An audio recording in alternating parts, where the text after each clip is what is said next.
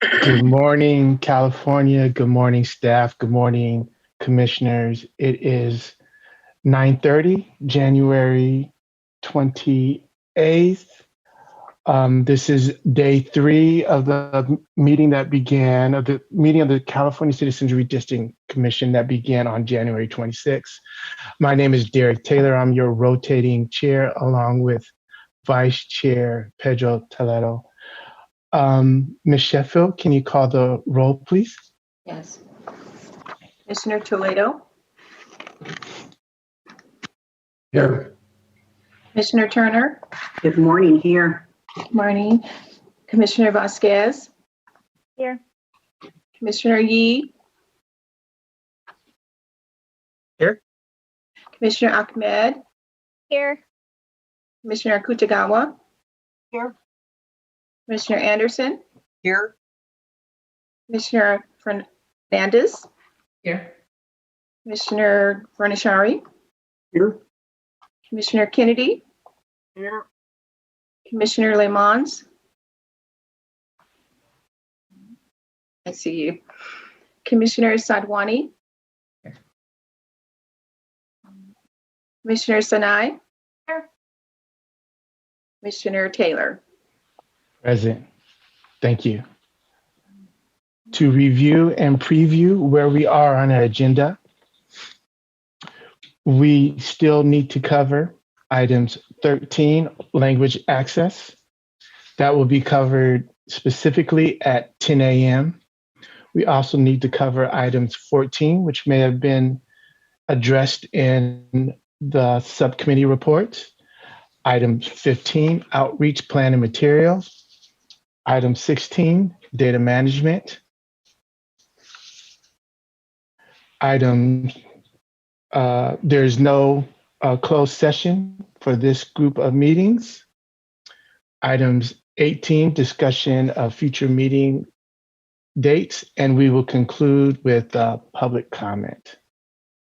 So right now we will go directly to public comment. Katie, if you can invite our public in, I'd appreciate it. Yes, good morning, Chair. In order to maximize transparency and public participation in our process, the commissioners will be taking public comment by phone. To call in, dial the telephone number provided on the live stream feed. It is 877-853-5247. When prompted to enter the meeting ID number that is provided on the live stream feed, 976-793-4222 for this week's meeting. When prompted to enter a participant ID, simply press the pound key. Once you have dialed in, you'll be placed in a queue to indicate you wish to comment. Please press star 9. This will raise your hand for the moderator. When it is your turn to speak, you will hear an automatic message that says the host would like you to talk and to press star 6 to speak. If you would like to give your name, please state and spell it for the record, but you are not required to give your name to give public comment. Please make sure to mute your computer or live stream audio to prevent any feedback or distortion during your call. Once you are waiting in the queue, be alert for when it is your turn to speak, and again, please turn down the live stream volume. The Commission is taking general public comment at this time, and we do not have anybody in the queue. Thank you. We'll give pause for a few minutes to let everyone catch up.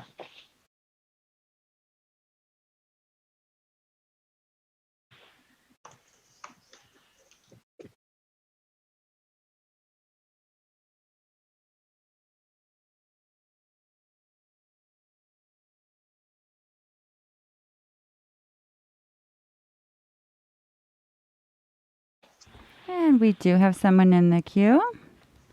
I will Thank you. invite them. Invite them in.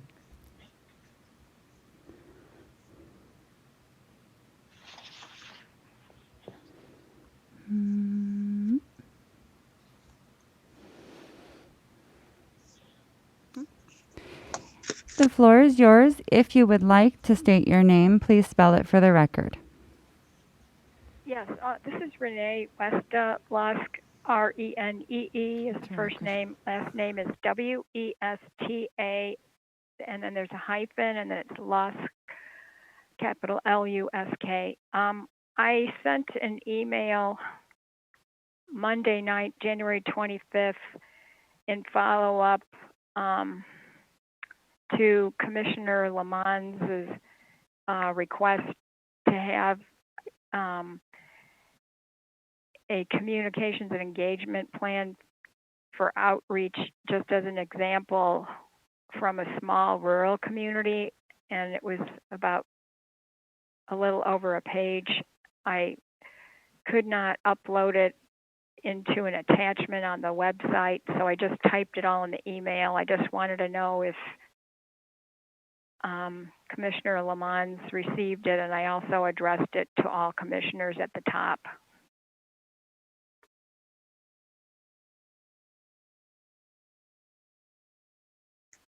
Should I respond? Yes, at least respond to the receipt of the email if you're able to, Commissioner Lamont. I don't recall seeing it. I will double check. But I don't recall seeing it. I have checked my email, but I will look now. I think she said that was sent on Monday evening. Yes, on the 25th. Okay, I will double check. Yeah, it was sent to the area that you can send emails to the commission. So staff would have to let us know whether that was received. Ms. Westalask, we will look for that email, and we are working hard to address those concerns that you expressed earlier regarding a form for commissioner speaker request and the ability to attach files and PDFs to our website or the form email on the form on the website page. So thank you. So we're addressing those concerns. Okay. If we need to contact the commissioners, the only way I know how to is that email where it says contact us, and you put your name and data and all that, and then you just type out. Is that the only way to contact the commissioners? My understanding is that our contact email address is also on the agenda. Commissioner Sinai, do you have an answer? Well, I think right now, because it's outreach, I'm more than willing to have you email me directly and that would be my first name dot my last name at crc.ca.gov.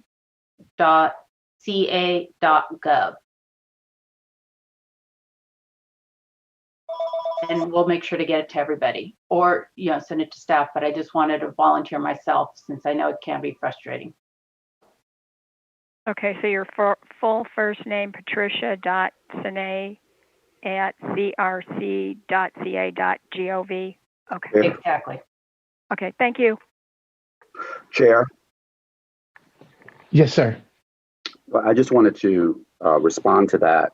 Thank you, Commissioner Sinai. I do think it would have been more appropriate for staff to let the caller know how to send information, particularly if it was something that was addressed to me, to have Commissioner Sinai step up to send it to her directly. I'm not quite sure I understand what that thinking was about. So I think we need to have whatever is going to be the way that we have people respond to us. It should be clear to all of us how that works. And the staff or whomever, the executive director, our communications director, I think one of those individuals should have stepped up and let the caller know how to talk to us. So this is nothing against you, Commissioner Sinai, but I think that you just filled in the silence, and there shouldn't have been any silence. So I wanted to say that's why we have a communications director. And if we have these methods by which the public wants to reach us, then we should do that. And I didn't think that while they can email us directly, I didn't think that was really how I thought we wanted our staff really keeping track of our communications and all of that. So I like to be clear on how we're going to handle communication from the public.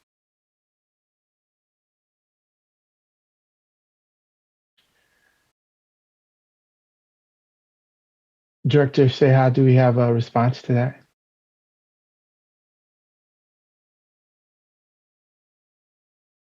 Director Claypool? Yes, and I apologize. I didn't think, Commissioner Lamont, that there was a silence as much as that I had already saw that Commissioner Sanaya had her hand up, and so I was waiting to say that we should flag that in the info mailbox that is on our website. I'd like to also say that we generally respond to everyone that or not generally, we respond to everyone that sends in an email to us, and that we'll run that email down from Ms. Lusk, and then we will respond to it and make sure that it moves forward to you. So that's it. Thank you. And I'm also looking at our agenda on page 1 of the agenda. It does state written comments may be submitted by the Commission's website at redrawthelines.california.ca.gov/contact_public_comment. So it is listed how to contact us on the front page of the agenda. Commissioner Kennedy? And I think that the more important is what follows that immediately, or emailed directly to info@crc.ca.gov. If someone wants to send an email, and particularly an email including an attachment, that is where to send it, and that is listed on the agenda. And as soon as the new website is up and running, there will be a better way to submit it through the website. But the instructions for sending comment via email do work, and we trust that staff will continue to monitor that info@crc.ca.gov mailbox and distribute anything that needs to be distributed to commissioners. Thank you. Thank you. Commissioner Sadwani. Thanks. Just for clarity, who's checking that email box? Is that communications, or is that, it used to be Raul. I don't know who's responsible for that at this point in time.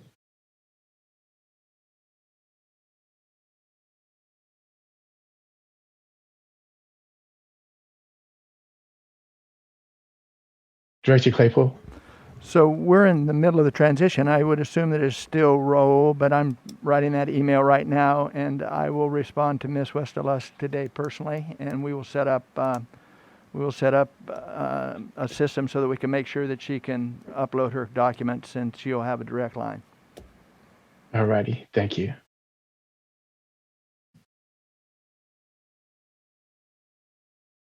Katie, do we have anyone else in the queue? No, Chair, that was it. Thank you. Seeing no one else in the queue, we will move to our next agenda item and close public comment.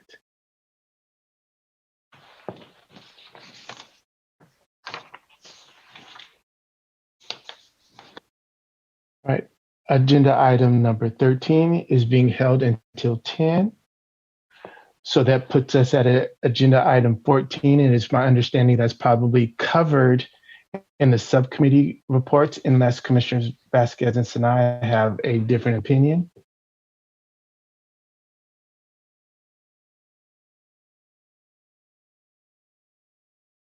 Nope.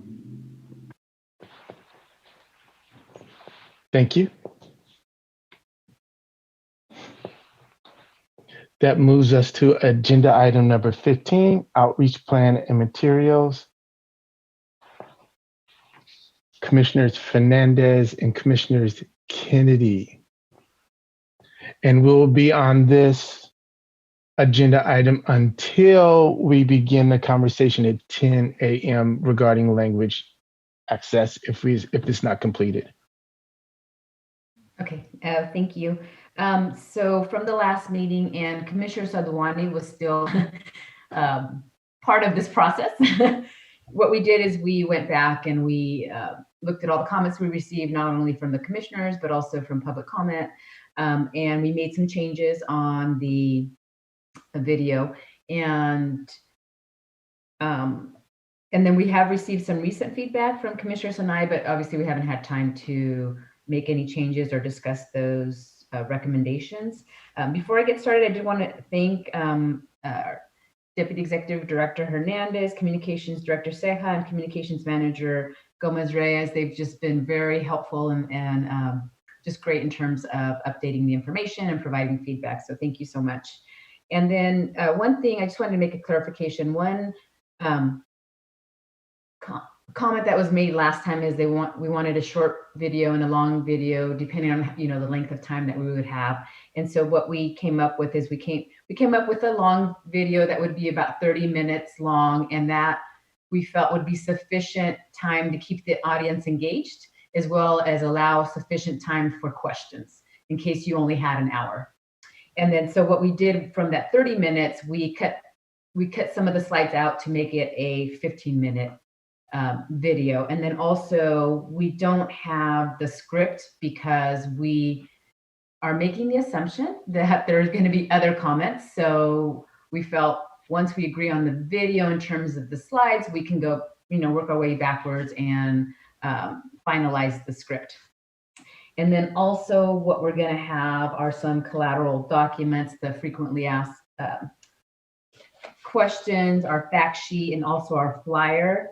Again, as we go through that, if there's any grammar type changes, please just forward that to us. We just kind of want to make sure that we have the information that we need to, that's appropriate to convey to the public. And I'm trying to think if there's anything else. Commissioner Sadhwani, did you have anything else to add before you hand it off to Commissioner Kennedy?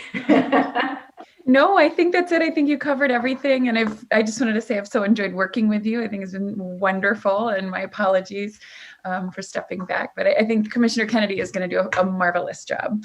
I know his attention to detail will be impeccable. Yes, and the feeling is mutual. So I'm going to hand it over to Communications Director Ceja, and we're going to walk through the long video, right? Okay. Yes, we're going to go through the PowerPoint presentation. So Sorry, thank you. Presentation. I kept saying video, but it's PowerPoint. I know. I was like, we're not there yet, but we will be. I'm sorry. My mind was kind of. Oh, that's okay. We don't need to know where my mind was. Thank you so much. So talking about the videos just shortly, we have retained the services for videographers, so we'll start producing some of those in the following weeks. We have our first meeting tomorrow. I'm going to share my screen so that you all can follow the presentation.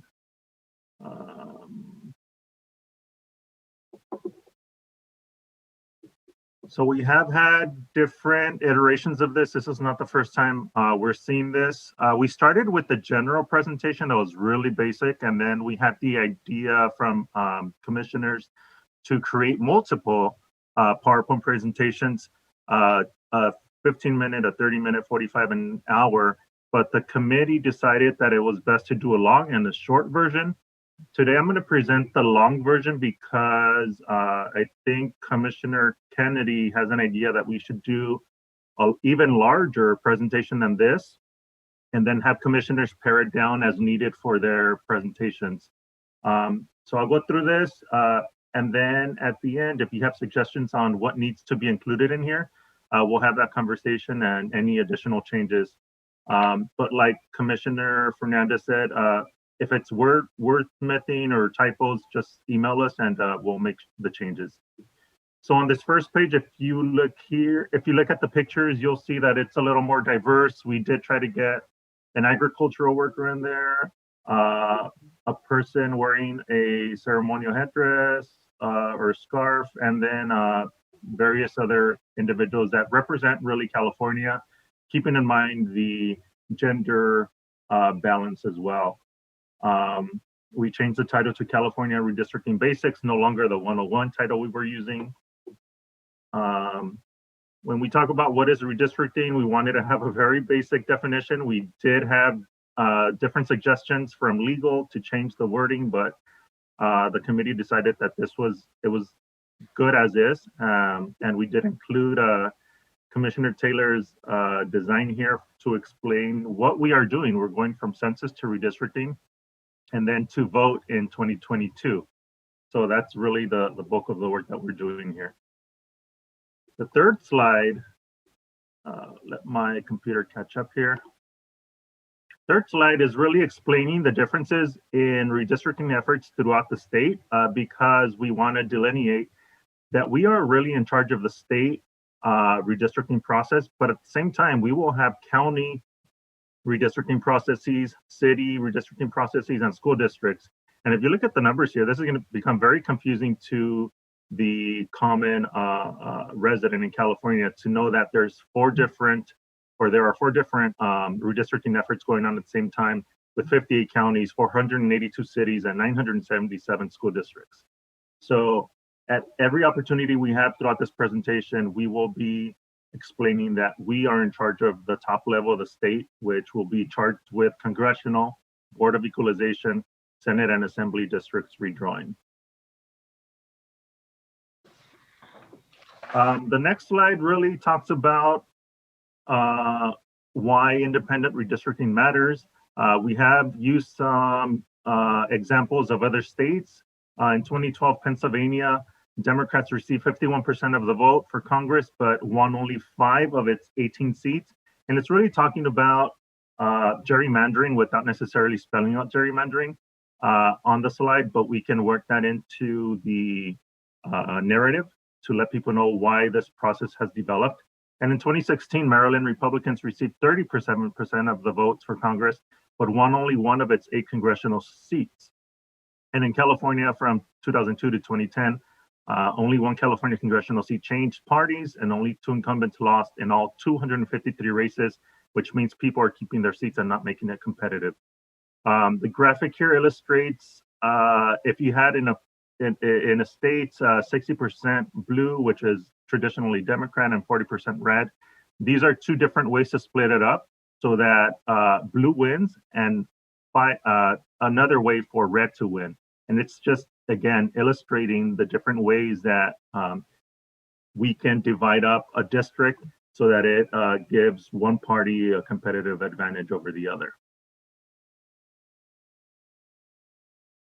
Redistricting factors, we retitled this slide, talks about the census and the fact that redistricting is the next step after the census. Reapportionment, when the federal government reallocates a number of House seats among states. And then fair representation, the fact that some communities have been left out on purpose, and fair representation is really when you have individuals who represent the communities that they represent. The next slide talks about why we redraw district maps. And of course, this is something that we had prior. I did make changes to the little stick figures here so that they're a little more diverse. It's not just a male-female. I wanted to be very sensitive to that. The fact that the diversity of the state is also not just geographically, but the way the people that live in California. So people are born, they die, they move, communities grow and shrink. Areas where there was once roughly the same number of people become lopsided. So communities change. And accordingly, we have to change the districts that encompass these communities. And then going through the history, prior to 2010, Proposition 11 in 2008, the Voters First Act that gave birth to this commission on this process. Prop 20 in 2010 that added congressional districts. The move from census to redistricting. The 2010 commission, which was the inaugural commission. The 2020 redistricting commission. And other states that have similar processes like Arizona, Colorado, Idaho, where independent commissions draw the lines. Then we walk through the commissioner selection from the application process to the number of people that actually submitted, the people that were screened and interviewed, the legislative strikes and that process, the lottery giving you your first 8 commissioners, and then the selection of the final 6.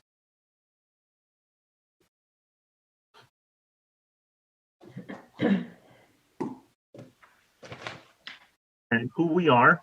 we finally have a complete series of pictures for all the commissioners. So thank you so much, Commissioner Anderson with an E. I will not make that mistake again. We have your city where you come from and your political party, just to demonstrate that this is really divided equally, so that there's representation from Republicans, Democrats, and no party preference. Now, in previous conversations, we talked about actually demonstrating what a Board of Equalization, a congressional, a senatorial, and an assembly district look like, to give people an idea of what we were really drawing. So we here talk about commissioner duties, the outreach and public input meetings, which is the heart and the bulk of the work that we're going to be doing. And then drawing the maps, the fact that you're going to be drawing four different maps, roughly 53 for Congress, 4 Board of Equalization maps, 40 Senate, and 80 Assembly. Outreach zones, we did change the, zones from numbers to letters. And so I redid the map, relabeled it, and color-coded the zone, county, and commissioners to align with the map itself.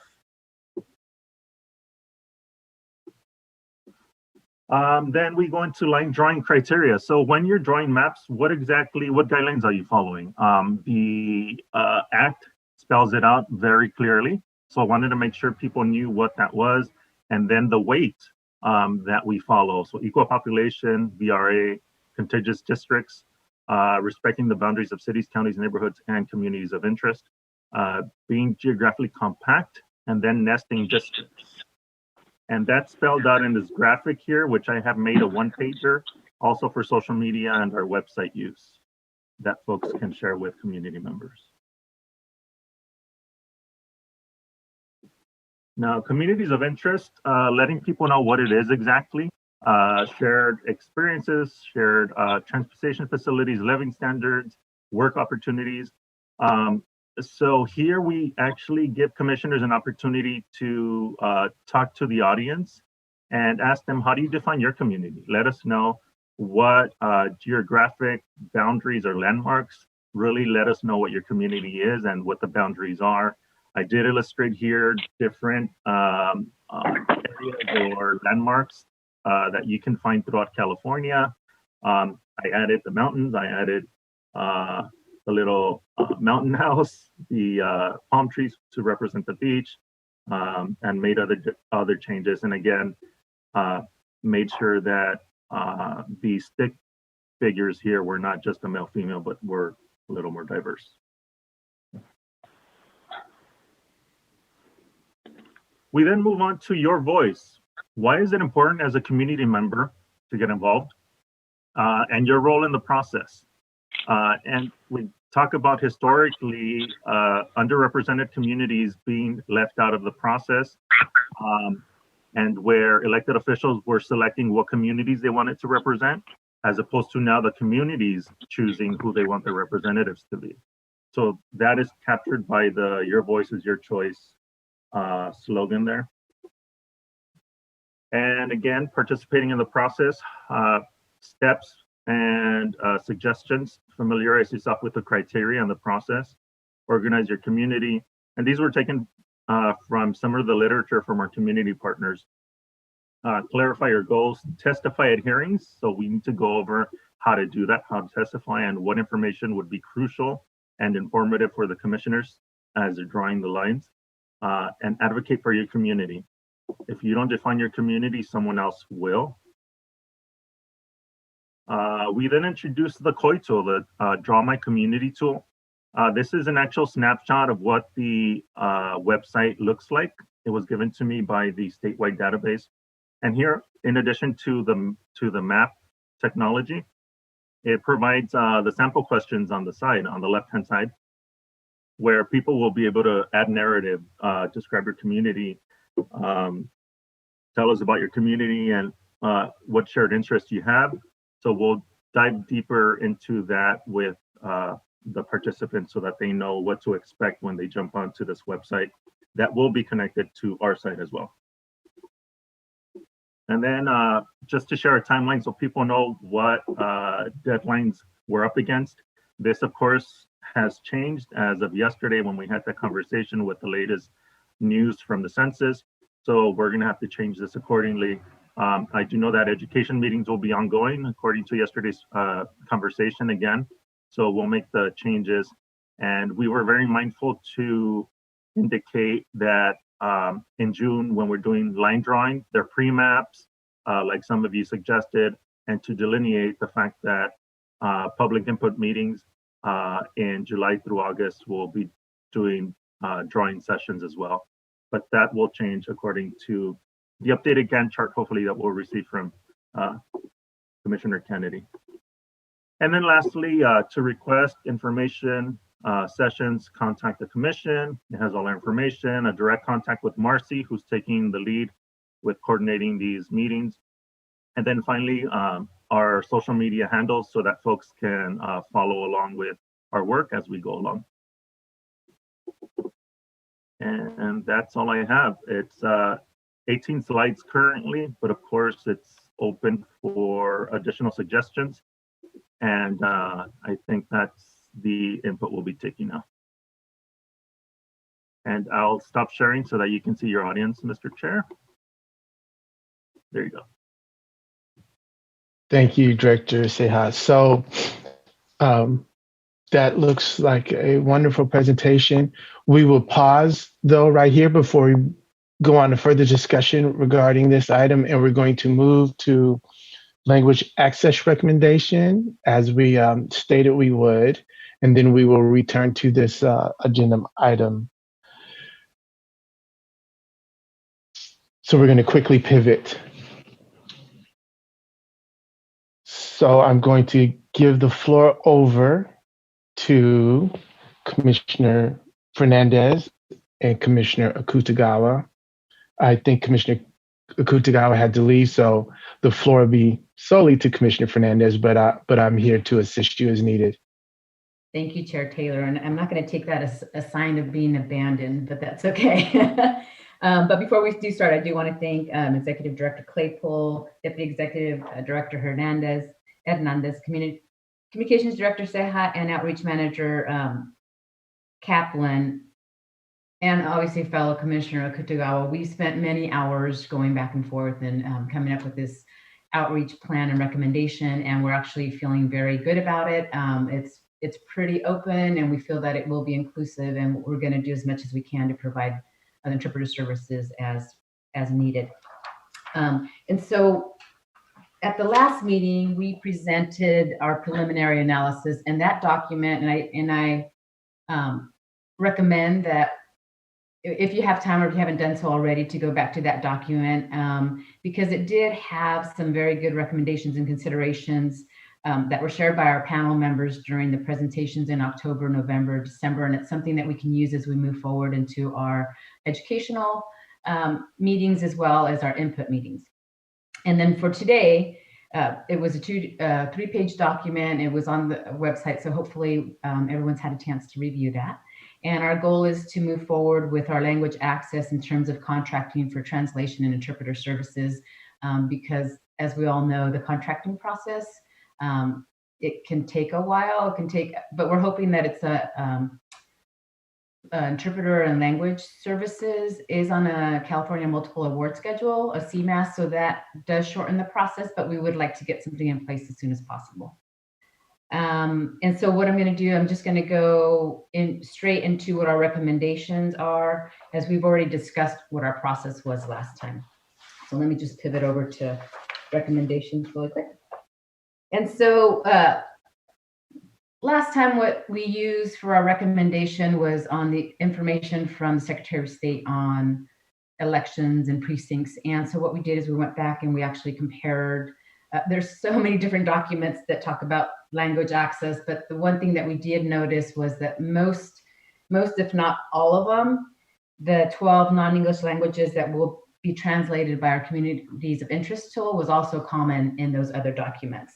And so that's why we're going forward. Our recommendation is for translation services, so that would be for written materials, is that we contract for the same 12 non-English languages that will be used in our communities of interest tools. And those are Arabic, Armenian, Chinese, simplified and traditional, Cambodian, Japanese, Korean, Persian, Farsi, Punjabi, Russian, Spanish, Tagalog, and Vietnamese. And at this time, our recommendation is to translate our frequently asked document, our frequently asked questions, our flyers, and our fact sheets. Once we get those finalized, to have those translated in the 12 non-English languages. And then also to translate the non-English language inputs from the COI tool into English, and that would be for all languages. And another recommendation is that we translate our non-English written public comments and testimony submitted to the commission into English.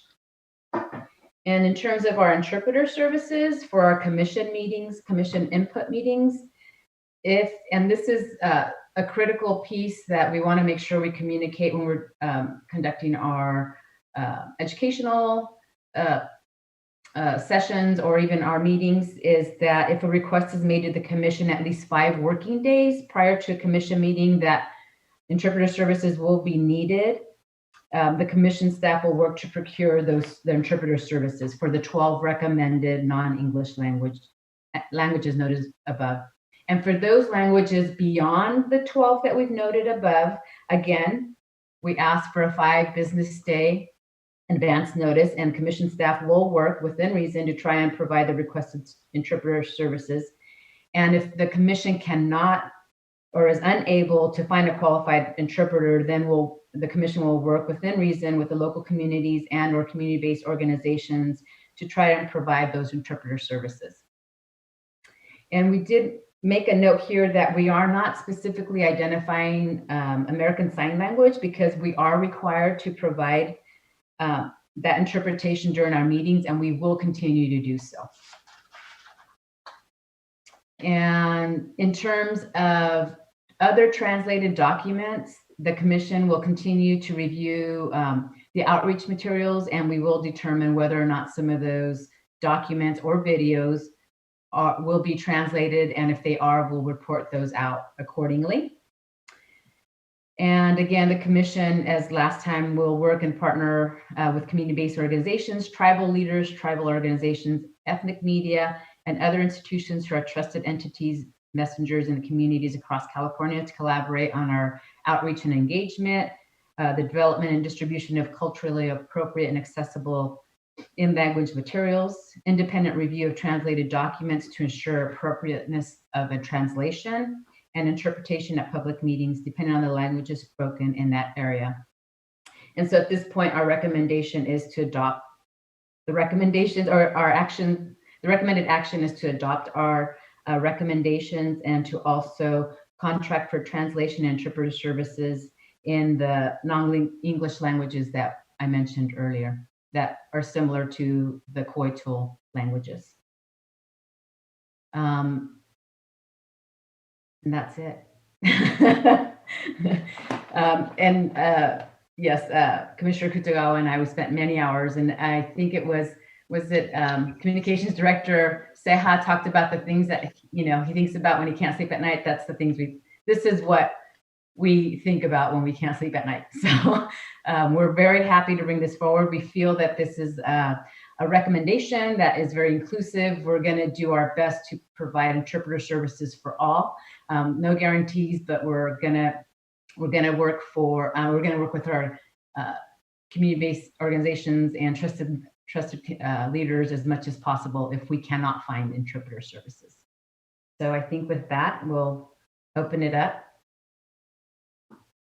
Thank you very much. I know you guys worked hard on this subject matter, weighing all of the factors. I appreciate the work. Any questions or comments from commissioners? Commissioner Kennedy? Thank you, Chair. Commissioner Fernandez, I'm just wondering if in your discussions there was any discussion of producing any of our materials in Braille. If not, I would propose to speak to the Braille Institute out here in Rancho Mirage and get their sense of the extent to which there might be a demand or need for any materials in Braille, and report back at a future date. I've had contact with the Braille Institute in the past when organizing election observation visits in Riverside County, so I'm happy to contact them. Yep. You want me just to respond, Sheriff? You can respond, yes. Okay. Sorry. We did discuss it, but of course, at some point in time, we really have to like narrow down our focus. But I would appreciate, actually, all of us would appreciate if you could do some further research, and that would be separate from this discussion. Thank you very much. Commissioner Vasquez.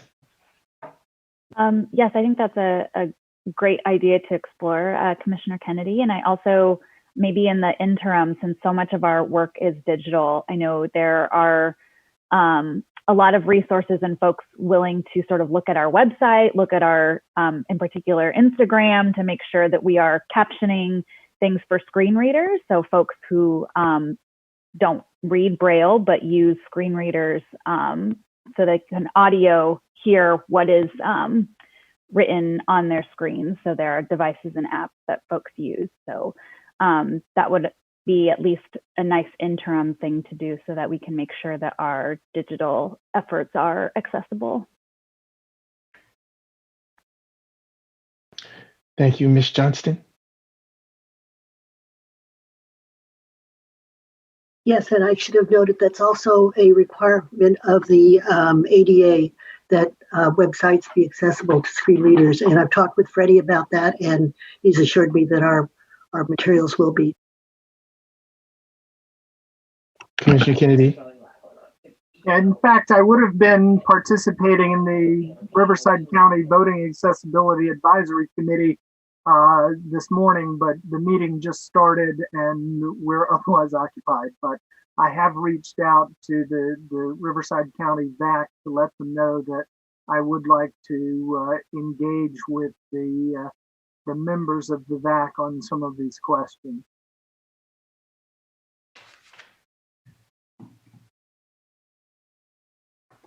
Any other questions or comments from commissioners?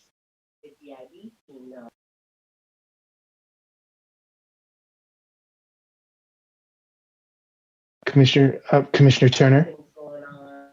Thank you, Chair. I may have missed it. I didn't want to lose the opportunity.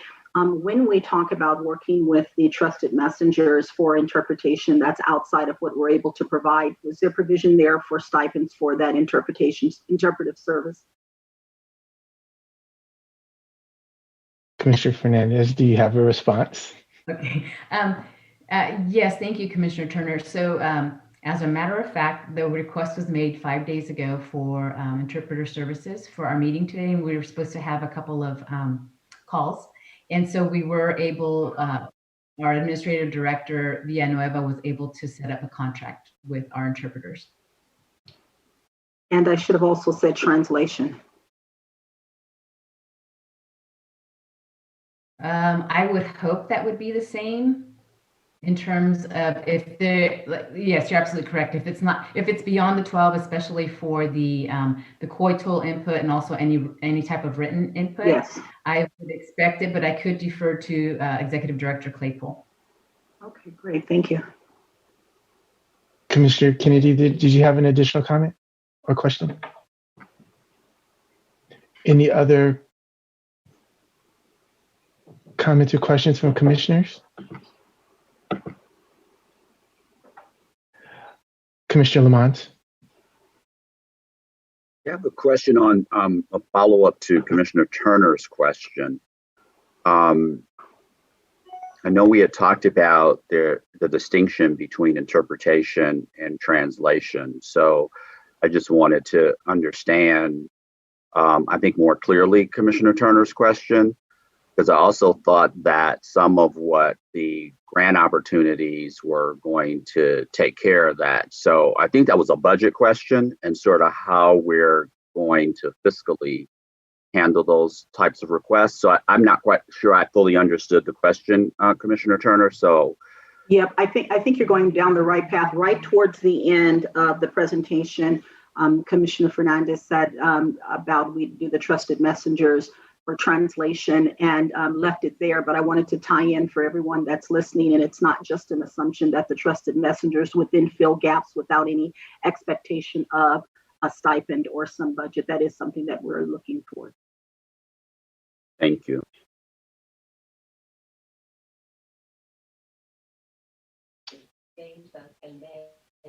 Director Claypool? So in our discussions with the Language Access Subcommittee, we talked about that, Commissioner Turner, and I believe that we're going to, I don't believe we are going to set aside funds in the outreach budget to make sure that community-based organizations or individuals who assist us can be reimbursed for their expenses. We certainly want to make sure they're helping us. We want to make sure that we pay them accordingly for carrying that load.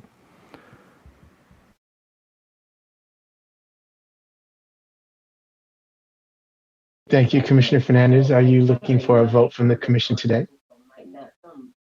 Yes, I would like I guess I could make the motion, but yes, I'd like a vote today so that we can move forward in order to procure these services, translation and interpreter services. So I guess I'll make the action, all right? Or maybe Commissioner Lamont would like to make that. I was going to help you out there and say I'd like to motion that we accept the proposal from the Language Access Committee's recommendations. I second. Sanai. Any further discussion?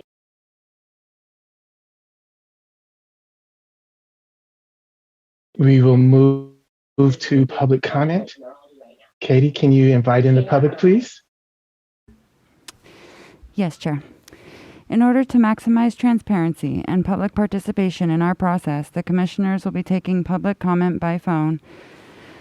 To call in, dial the telephone number provided on the live stream feed. It is 877-853-5247. When prompted to enter the meeting ID number that is provided on the live stream feed, it is 976-7934-9222 for this week's meeting. When prompted to enter a participant ID, simply press the pound key. Once you have dialed in, you will be placed in a queue. To indicate you wish to comment, please press star 9. This will raise your hand for the moderator. When it is your turn to speak, you will hear an automatic message that says the host would like you to talk and to press star 6 to speak. If you would like to give your name, please state and spell it for the record. You are not required to provide your name to give public comment. Please make sure to mute your computer or live stream audio to prevent any feedback or distortion during your call. Once you are waiting in the queue, be alert for when it is your turn to speak, and again, please turn down the live stream volume. The Commission has requested to make available translators for Oromo and Somali speakers who wish to provide public comment relating to today's agenda item 13, language access recommendations. The Commission has interpreters available. Callers wishing to use an interpreter will simply need to say Oromo or Somali so that the appropriate interpreter is ready. We do have several people in the queue. Chair, can you call on someone? Yes, Commissioner Fernandez. I'm sorry, I just wanted to confirm, are our interpreters are they ready to go and available? I just want to make sure we're set. Oh, okay, I'm going to verify that right now. Thank you. And as soon as they're available, Katie, invite in our callers.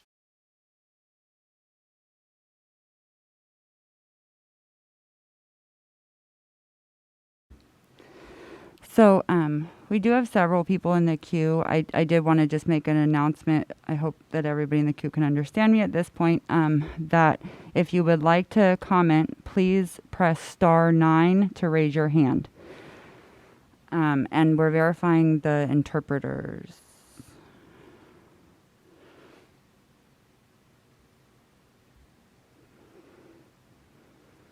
Commissioner Fernandez, you had another comment? My only other comment was maybe we can translate the *9 in Somali and Oromo. I was thinking that. I'm trying to figure out where the...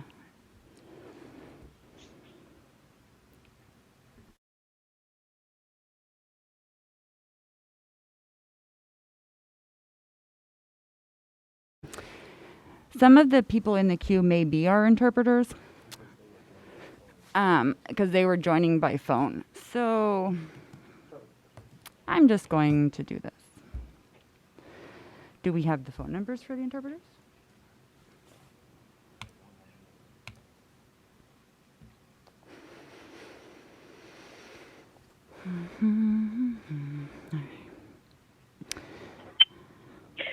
Hello.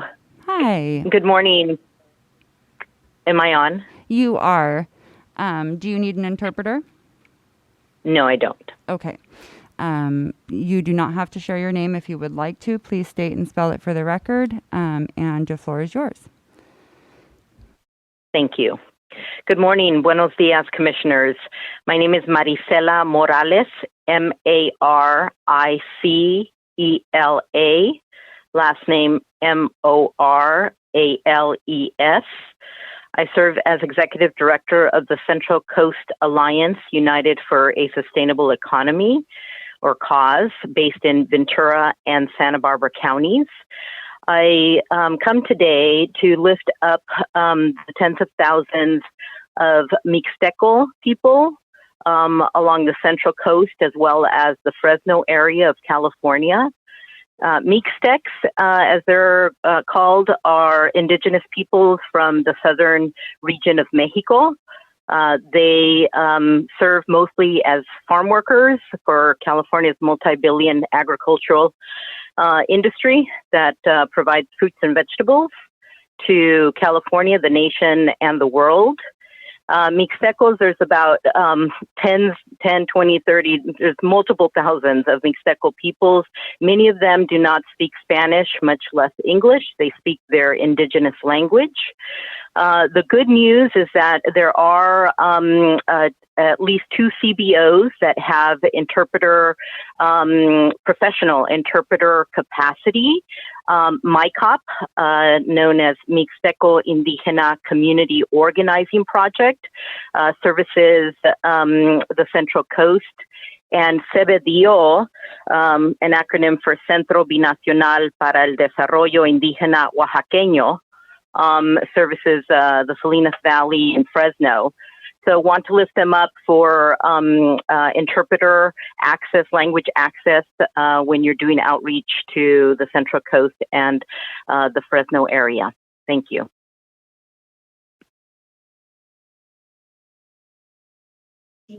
Commissioner Fernandez, do you have a response? Actually, thank you very much, Ms. Morales. Is there any way that you can send me the names of those 2 CBOs, that information? I think you have been in contact with Commissioner Fornashari. Would you mind sending that to him if you haven't already? That would be very helpful. Thank you so much.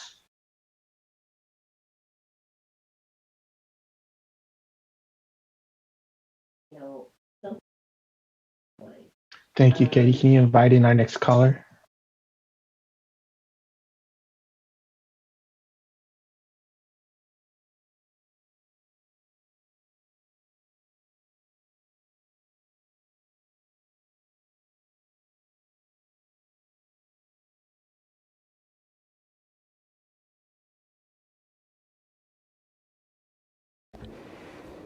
Yes, hello. The floor is yours. Do you need an interpreter? Yes. Yes. Okay. Oromo.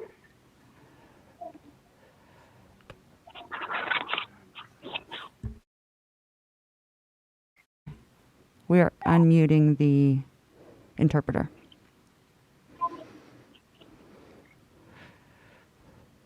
Nadagama.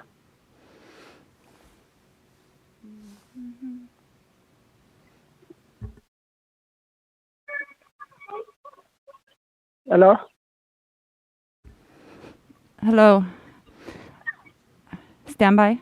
Yeah, they're unmuted. The interpreter, can you please speak to the caller? Interpreter? Yes, my name is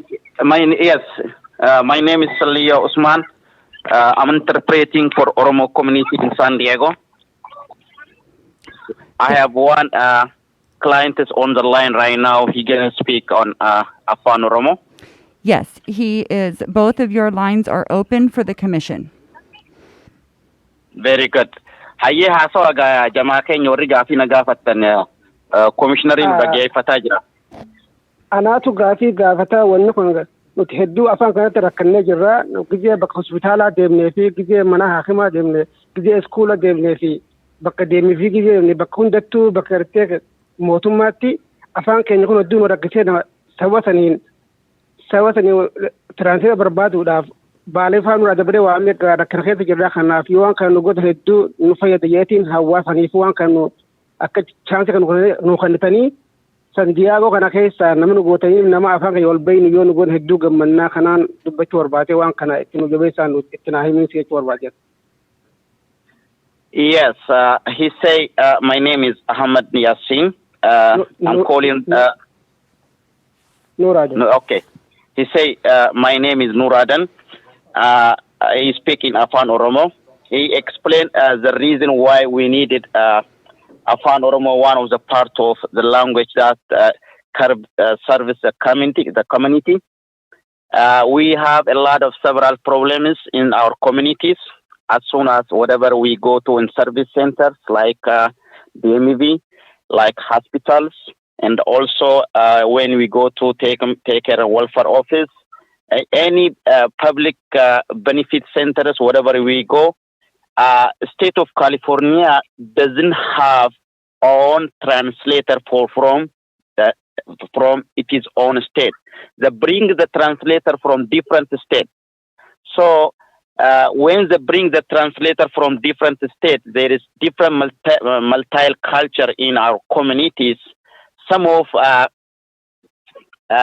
people doesn't understand what the translator said, but the language is sometimes it's similar, sometimes it's different according to the region of people come from Ethiopia, Oromia land, different culture and different accents. So while we go to hospitals and DMVs, any public places, we need our translators. So we have been suffering a lot. And we needed to put this on considerations that we can use our translators. We have a lot of people in our community who can translate our language for us. Please help us on these issues.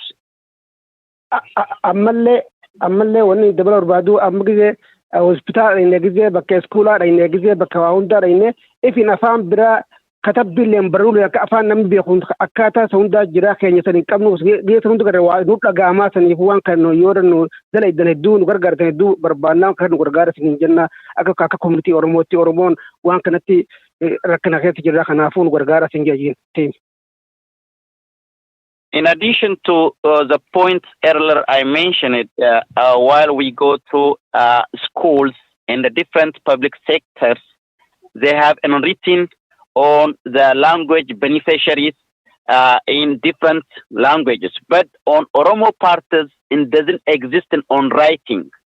And also, that doesn't have that option, like Vietnamese, Chinese, Tagalog, Arabic, so on.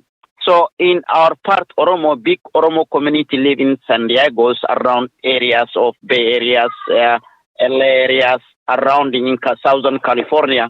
So we needed this Afan Oromo as a part of official working language in public center, in government center sectors. Thank you, sir. We will take in consideration your comments. I have another client is online right now, who was gonna speak it right now. Karima Tifuf. Wait, what? Hang on. I'm confused. We have to wait for the moderator. Okay. Okay, real quick, the Oromo interpreter, if you could possibly interpret the instructions of pressing *9 to raise their hand so that I know they want to speak, is that possible? Yes, I'll tell them right now. Warri dubbachuu barbaadan star push godhaatii lakkoofsa 9 tuqaatii dubbachuu dandeessanii warri as keessa jirtan. Karimaanis, Hidayaanis, Hussein Aimootis, akkasuma akkuma ammayyaa isin haaseessanis star tuqaatii lakkoofsa 9 tuqaa haasa'uu dandeessanii jaan carraa isinii kannanii jiran. Thank you so much. And the Somali interpreter, if you could unmute yourself. No, aren't they right here?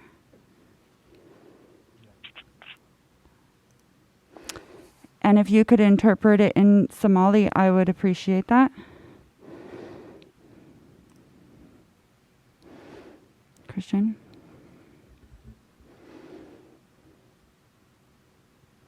Okay. We're working on getting the Somali interpreter unmuted, but I do have the Oromo, a lot more people raise their hands. So, however, in the interpreter, sir, you said you have someone on the line that with you that would like to make a comment? Yes. That's separate from what I have in the queue? Yes. Okay. Would you like to interpret that comment and then we can go forward? Yes. Okay. So we'll start with. Go ahead. Okay. Perfect. We'll start with your client and then we'll move forward. Sure. Amma Yasin, asuma na sai ka jaratin da rakini haka silan.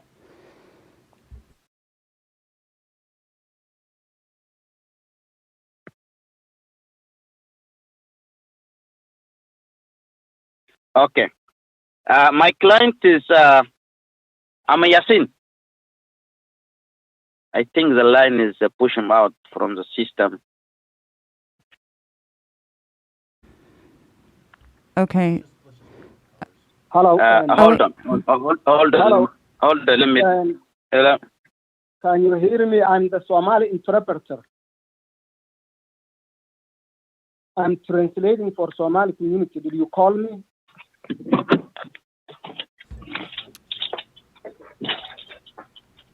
Yeah. Okay. So, sir, your client is now through. He was labeled incorrectly. From Oromo. Yes. From Oromo, I have it right. From Oromo, I have it right now. Some client is with me. She gonna speak it right now. Okay. So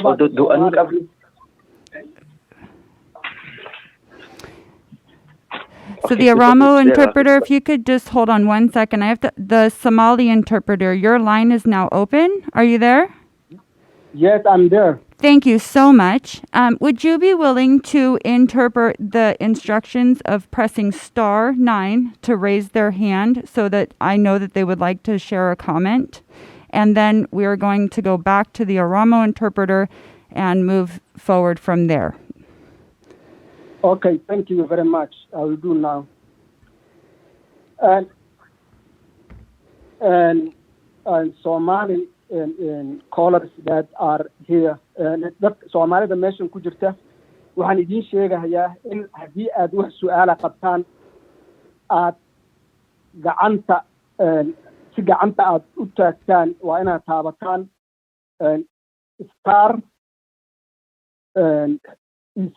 star 6 miya? Is that star 6? To raise the hand. Star 9. Okay. Soomaalida waxaan idiin sheegayaa in haddii aad su'aal qabtaan aad gacanta taagtaan. Markaad gacanta taaganaysaan waxaad riixaysaan xidigga waa starka iyo lambarka 9 oo ah number 9-ka mahadsanidin. Okay, go ahead, I translate it. Thank you so much. And our Ramo interpreter seems to have disappeared. Hung up. So I'm not sure what to do right now. Yeah, just see if we can go to our next caller and hopefully. So the issue is that everyone that's raised their hand has been interpreted for Oromo or Somali, and I don't know which language. Which one is which? So if we can maybe just give 1 sec. He was calling in, so maybe his phone dropped the call. I'm sure he's gonna call right back. Okay. Okay, we'll work through it. Sorry, guys.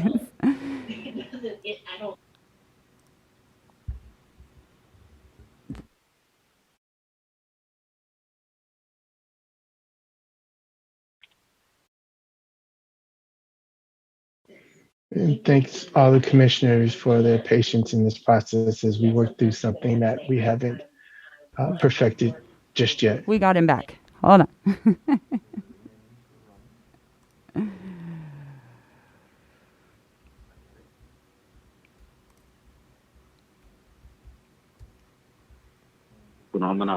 Okay. Hi, we're back. Awesome. That's what I like to hear. Okay. I'm going to go to our next caller. For the interpreters, I don't know which language, and so if you can both be alert, that would be fabulous. It's Oromo. Thank you.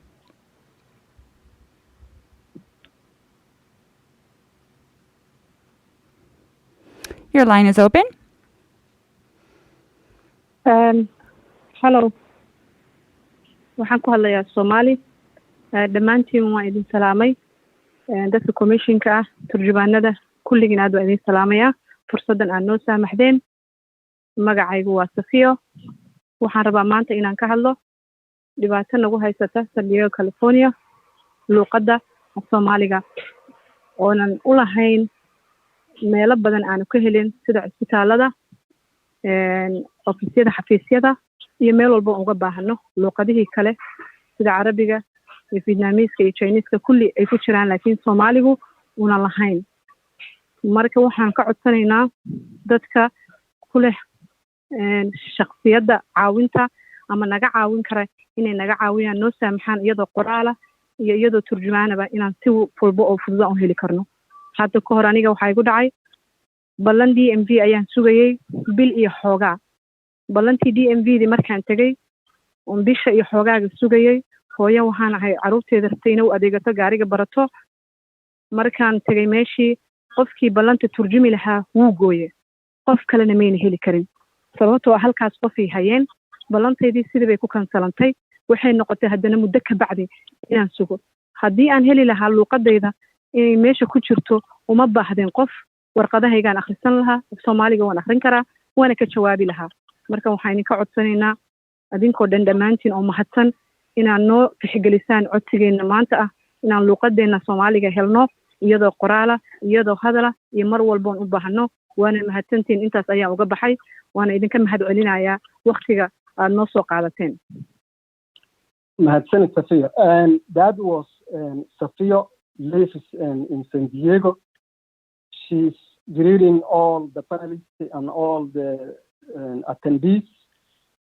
Sophia had a difficulty in the language, barriers of language, and she has a difficult to communicate with healthcare offices, public offices, and other languages have access like the Arabic and Tagali and all those languages, but the Somali, there is no translators in the state of California.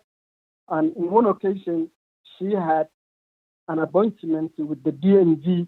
She'd been waiting 1 month and a half.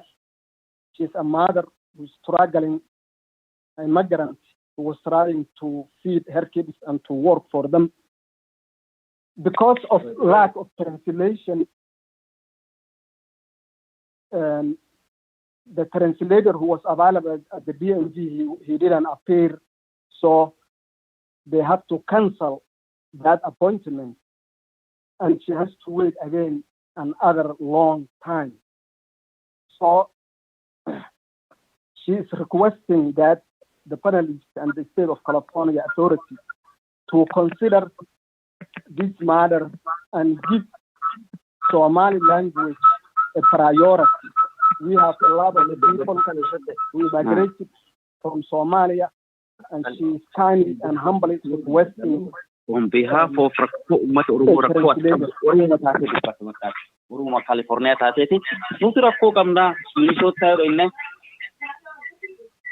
hello? Yes, hello? That's what Sophia said.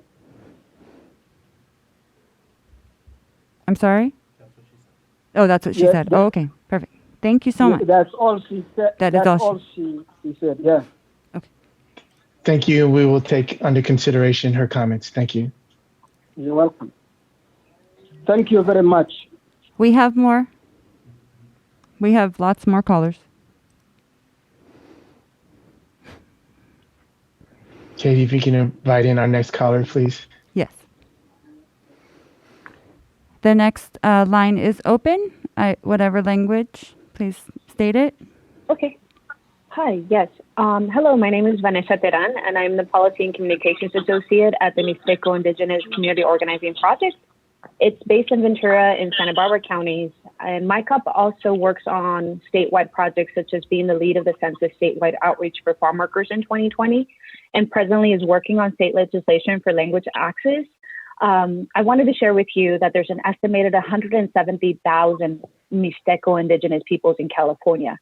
And they're concentrating in the following California regions and counties, which are the Central Coast, Central Valley, Los Angeles County, Napa, etc.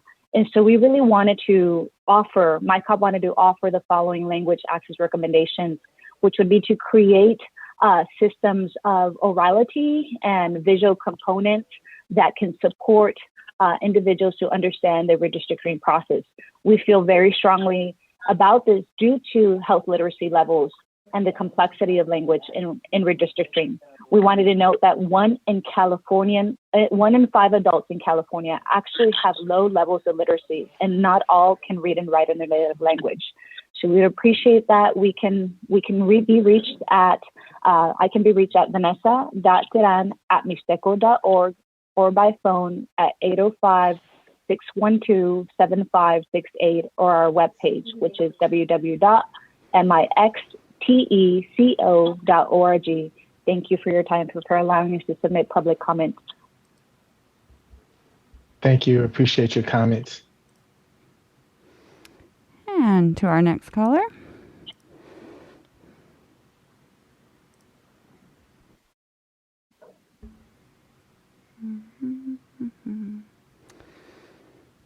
The floor is yours if you need an interpreter. Assalamu alaikum. Alaikum salam. Magacayga Muno waaye. Waa mahadsantihiin timeka maanta na siiseen oo maxay ahayd timekeena siiyeen zoomka maanta inaan la hadalno oo u sheegna dhibaatadeena. Annaga dhibaatadana haysto waxa waaye ma haysano luuqadeena, warqad kuma qorno, meel walba aadana ma ku qorno. DMV-da ugu soo horeysa ugu iidisana xataa ma noo qorno waxba. Imtixaanka markaan galayno mar walba ayaan tagno xagga waxaan sugaynaa dad noo tarjumo. Dan kalena dhakhtar markay aadid oo kale waxaan wadanaynaa ilmihii noo tarjumaayo afaarahaagii oo maxay ahayd adig ku quseeyey u sheegay kabacdi dhakhtarkay u sheegayaan waxaa waaye waa laga qurxoon yahay. Waxaa fiican inaan annaga maxayni meel ku qoran ku aragna ama ku jiro dowladda. Marka waxaan codsanaynaa inay noo fiiriyaan, inay noogu qoran. Laakiin hadda Chineska oo kale, Philippinka oo kale kulli waa ku qoran yihiin markaad tagtid DMV-ga. Marka waxaan codsanaynaa, waa mahadsan yihiin taamkeena siiyeen inay maxay ahayd noo fiiriyaan annagana Soomaali noogu tarjumaan meel walba aan tagnaan Soomaaligeena akhrisano. Waanu ku mahadsan yihiin taamkay maantana siiyeen, waa mahadsantihiin ku dheh. Asalaamu calaykum. And that was Sophia. Sophia says, thank you for giving us the time to speak up and Muna. tell our people. My name is Muna. Muna. I'm sorry. That's Muna. She thanks for the time that you gave, that she speaks and tells that the difficulties, that and barriers that she has in the language.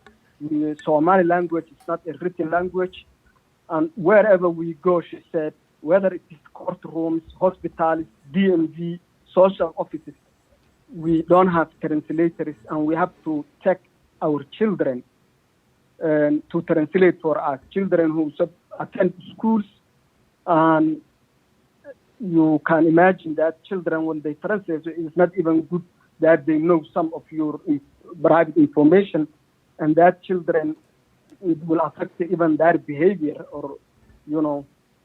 So she is requesting that the panel to consider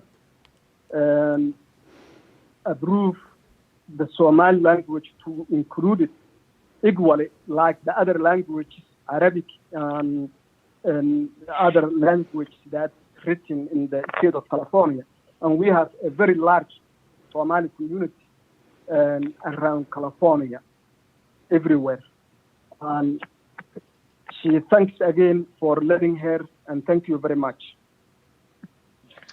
Thank you. We will take her comments under consideration. Thank you very much. Oromo translator. Yes, sir. Dapat darbada jaran. Oromo. Yes, sir. Dubada ka ori line register dapat dubada. Hold on, I have a client is on the line right now who was gonna speak it. Okay. Thank you. He's with you, correct? Yeah. Yes, please. Yes. If he's with you, is he physically with you, or do I need to open a specific line? Oh, okay. I think she pushed number 9 and she found number 9. She raised her hand. Yes. Or *6 is she unmuted. Yes, so I'm going through a long list of callers. There are quite a few. In fact, I have 9 still with raised hands. So I don't know which one she is, but I will open her line. I think her phone number. I think her phone number is 1886. The last 4 digits of her phone. Oh, 1886. She's the next caller. Here we are.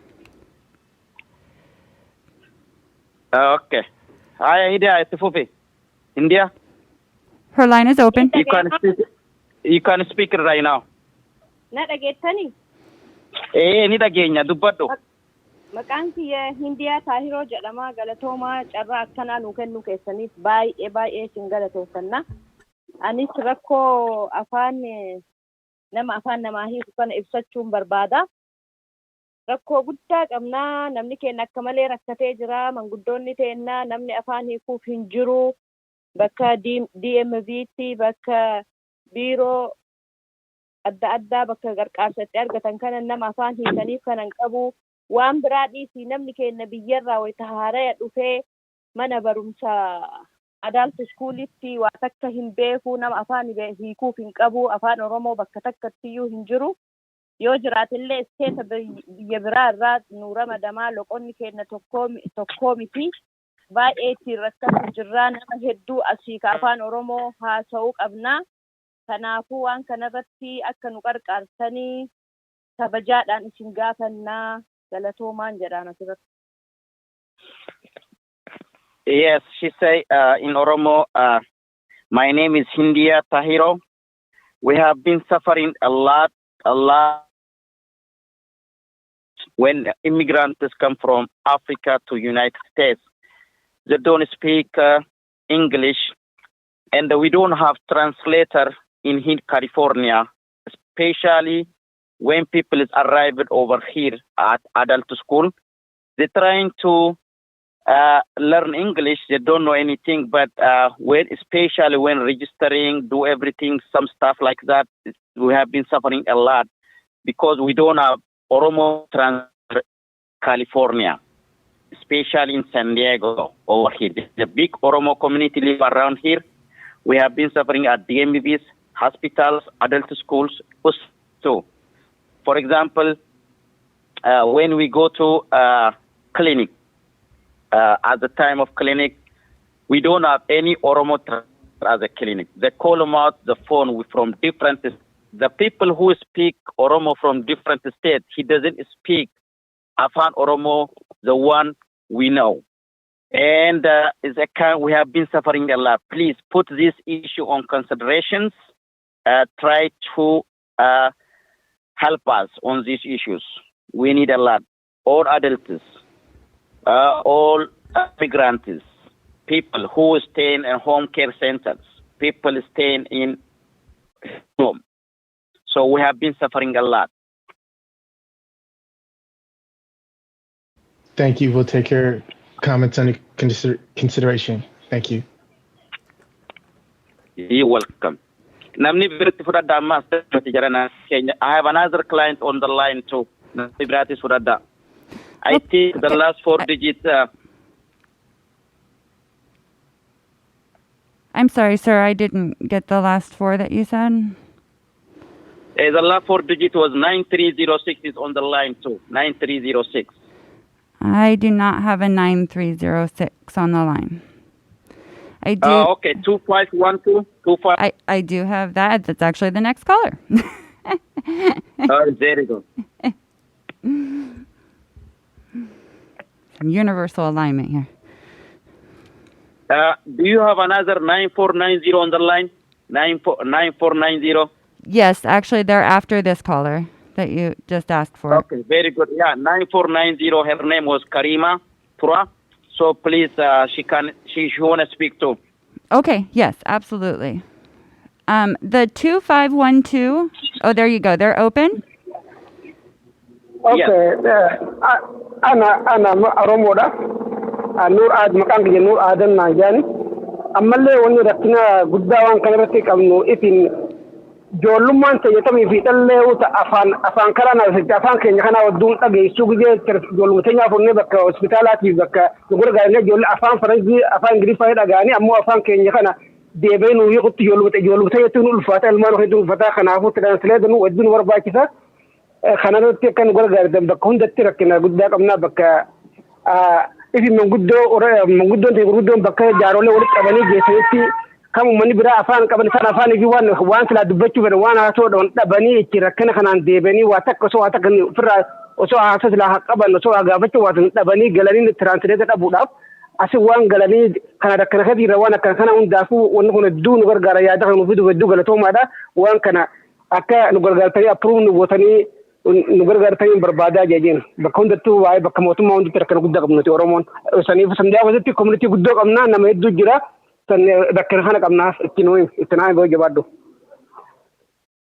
Okay. My name is Nuradan.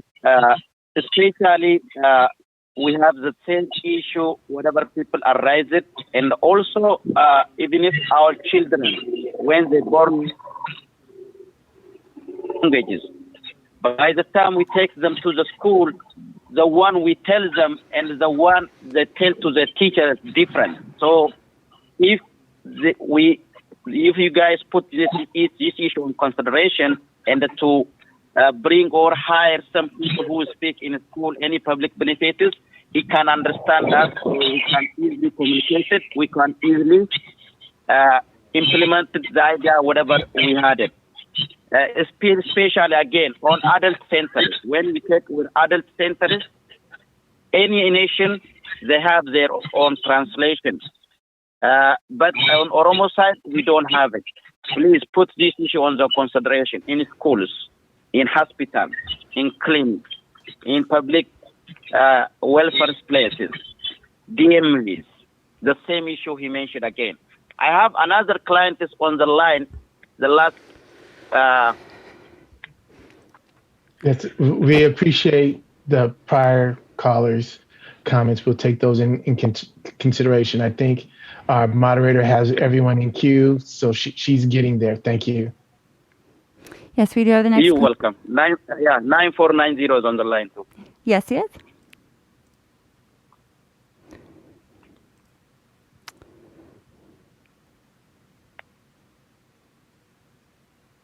And their line is open.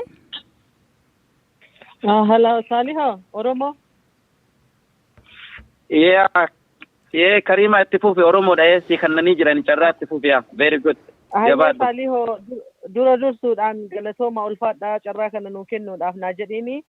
Itti aanee dammoo waan narra mudateerraa haasa'uu barbaada. Gaafa biyya kana dhufee osoo hin turin sababaa faamiliin addaan bahuu fi biyyi haarawaa fi laangweejiin haarawa natti ta'uudhaan dipireeshina baay'ee natti bu'ee so eegasi haakimii wayita nageessanii jedhanii waan natti jiru haasa'uu wayita barbaadu faamilii waliin dubbachuu hin barbaanne adda kan keetii haasa'uu barbaadda doktoraa waliin. So nama soqanii nama afaan Oromoo dubbatu soqanii dhabanii eegasi jaarsi kiyya anaa fi doktora jidduu ta'ee haasa'uu dandahee hin bareedu ture namatti hin tolu maa jennaani waan atii fi doktorri bichaan haasa'uu barbaadu jira ka jaarsaa yookaan faamiliin nama hin dhageenye sa'aatii sanitti nama afaan Oromoo dubbatu dhabarraa sa'aatiin sun mijaa'aa hin turre namatti hin tolu ture addaan baasee anillee waan natti jiruun himannee hagar'aatitti sababaa sanirraa akka ka'e dipireeshina godhadhee hafe jechuudha naa jedhi. Afaan Oromoo nu godhuun baay'ee murteessaadha. Nu gargaaraa jedhi. Tole ittiin dabarsaayee. Hi, the committees. My name is Karima Tura.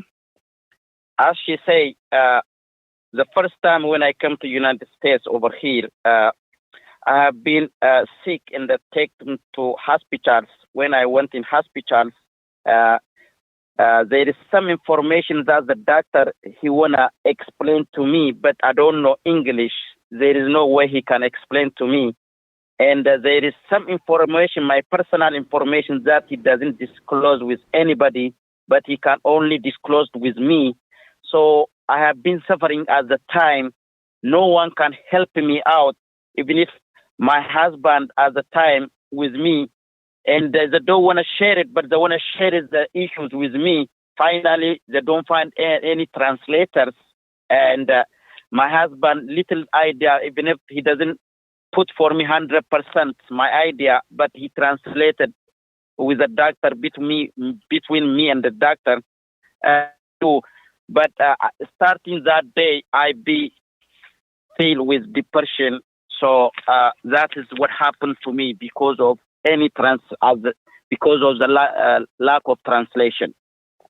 That is, I end up with the depression. She said, right now, her name is Karima Tura. So please put this issue on the considerations. Not only me, there is a lot of people like me who have been suffering a lot on these issues. So please help us. Thank you very much. Thank you. We'll take your comments under consideration. Thank you. I'd like to ask the remaining 6 people in the queue, if you would like to make a comment, if you could press *9 to raise your hand. And then I'd like to ask the Aramo interpreter if they could interpret those instructions one more time. The Aramo interpreter, sir? Sir? Aramo? The Somali interpreter, are you still on the line? Somali interpreter? Can you press *6 Somali? Oh, yes. Hi.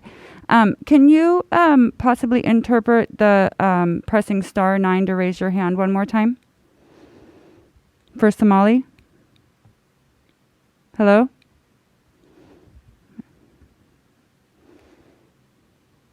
Somali or Aramo interpreters? Both of you are here? Oromo's on the line. I'm here on Oromo. Yes. Right now. Yes, thank you. Can you interpret one more time the instructions of pressing *9 to raise their hand? Sure. Thank you.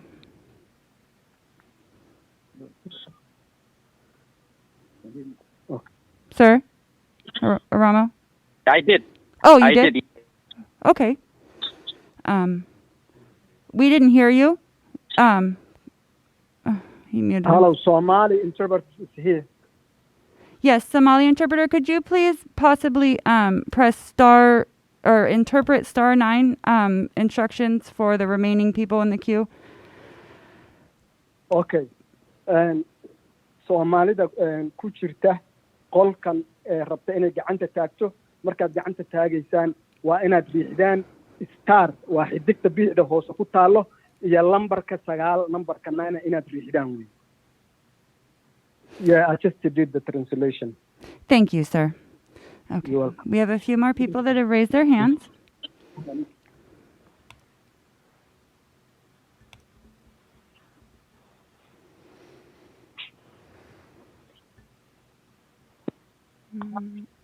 8495, your line is open. Good morning, Commissioner. My name is Rahma Abdi. I'm a community organizer with PANA, Partnership for Advancement of New Americans. First, I wanted to say we appreciate all the thoughts and consideration that has gone into creating this language access plan. And I wanted to thank you all for working so hard to make a translation available today. I'm calling to urge you to offer COI tools, materials, and live translation in both Somali and Oromo language. There is a large Somali and Oromo community throughout the state, particularly here in San Diego, and those people do not speak Arabic.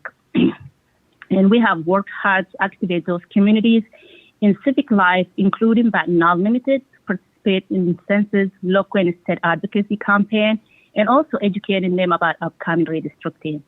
We work with a large number of community members who are motivated and excited about being part of this redistricting process. Like you see today, a lot of people are calling from the community members.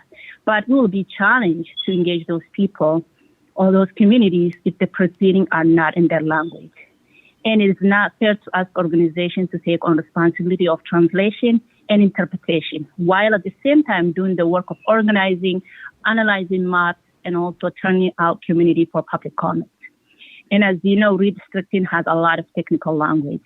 Having a family member or friend translate it for something they're not familiar with, it means important information can slip through the cracks. And you need an official translator to make sure we all getting the same information. This is why I urge you to provide, or we will urge you to provide redistricting material, translation services in both Somali and Oromo language. And I thank you so much for all your work. Thank you. Thank you, colleague. Katie, can you hang on for a second? Yes.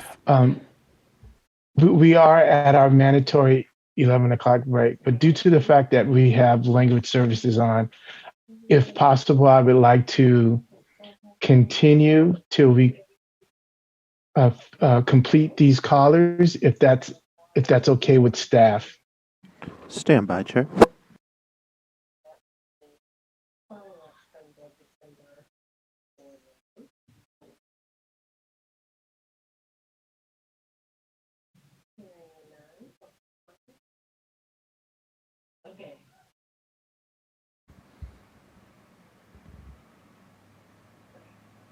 Director Claypool. So it's purely a question as for our VSS and ASL. So they're shaking their heads yes. So we're good too. Chair, we are good to yes, go. Yes, sir. We are good to go. Yes, and that's okay with commissioners that we complete this. Yes, nod. Okay, Katie, can you proceed, please? Thank you. Yes, sir.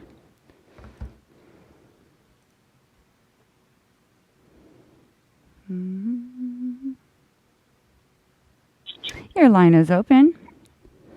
Oromo. Thank you. Oromo interpreter. Oromo. There we go. Oromo. I have Oromo client. Okay. Makaanki ya Nur Adam Jama amma yuwan takgar takar debal korbaaya tadbal ladun amma yaro amma tanatana khaysati yaro amma corona virus kun dufati namni ojinol nama jitenu dandaw namni brale for namni so gindemu ko ba khayon demete yo afan bayn rakin waxana himachu wallalte translated abab nam wan kana fa nam du fajar rakata fajira wan bra rakina gudda khayenu jira wonno kuna dunu barbakita gize mina akhmara inne namni ma jise undun daw sab corona khanafi siyan bitay ala tafsinjani qobaan qayni afaan kan translate wan qabaane hedduu namni waan kan rakana guddaa keessa jirra waan kana akka ammatti furmaata waan kana yeroo ammaa kana la fara akija kanu ammatti tamata kanu godhamu itin gaafannaa dhiifama wajji waan kana daddafannu godhaa asin jenne galatooma yaada kanu fiddu waan waddu galatooma kanu godhaa jettanaa. Okay, from Oromo again. My name is Nur Adam. At the time is right now, we are all over United States and all over the world. We have been suffering with pandemic COVID-19. By the time our patient is sick, we take them to hospitals, so they don't allow us another people who go inside with our patients. So people. Right now, people was by hospital with lot of translation. We have been people dying without some proper translation. So this is the main issue right now. We have been struggling. That's why I added this point on my.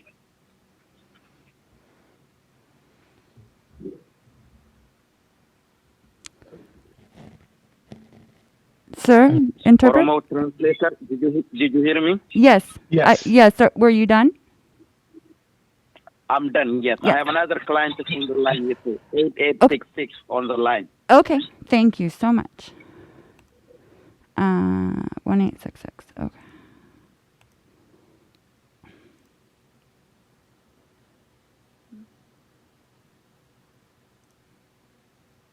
Okay. Fufi abbaan lakkoofsisaa 8866 dheeraatti fufi. Yes, I'm asking. They have to press *6 to unmute themselves. Star iti lakkoofsa jaatu qiitii ammii toggaate telefoonni ni hiikamti yeroo sanaa seejet.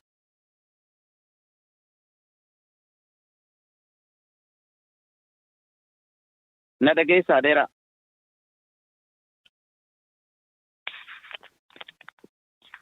Okay. I think 886 is not responding. I have 9306 on the line too. I don't have that person in the queue. Okay, 886 is on the line. Can you see that number? So, I did that. Okay. The last 4 digits of his phone number, actual 8866. All right. Mm-hmm. Oh man. Istara tukiti. Lakkoofsa ja'a gotu ite. Your line is open. Tajuda in the gamma. Yeah, he's coming right now. Okay, go ahead. Demi Tifufi.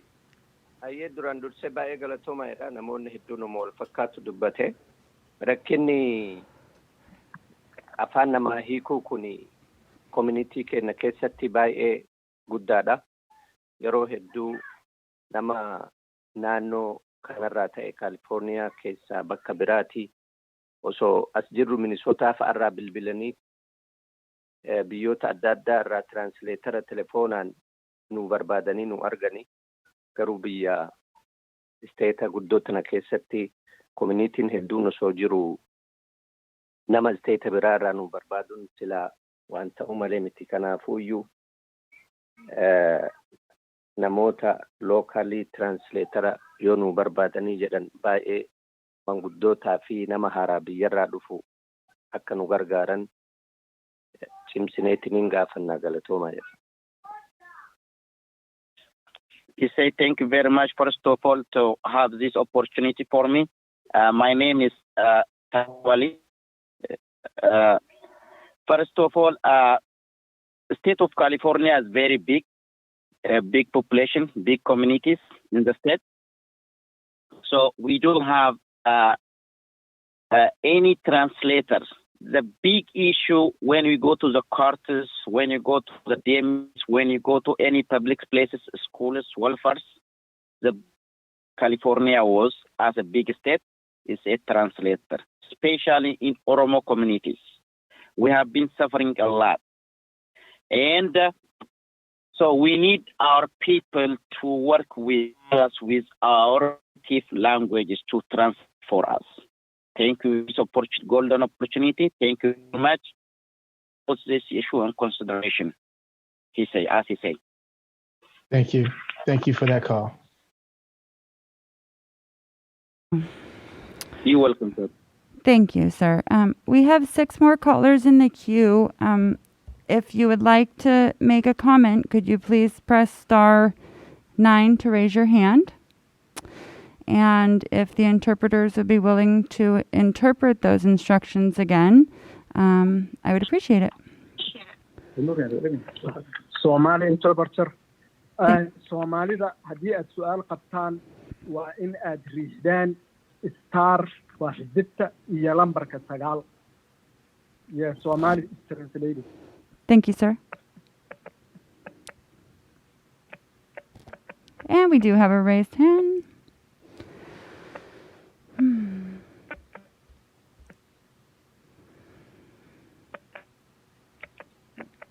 And the line is open, 6158.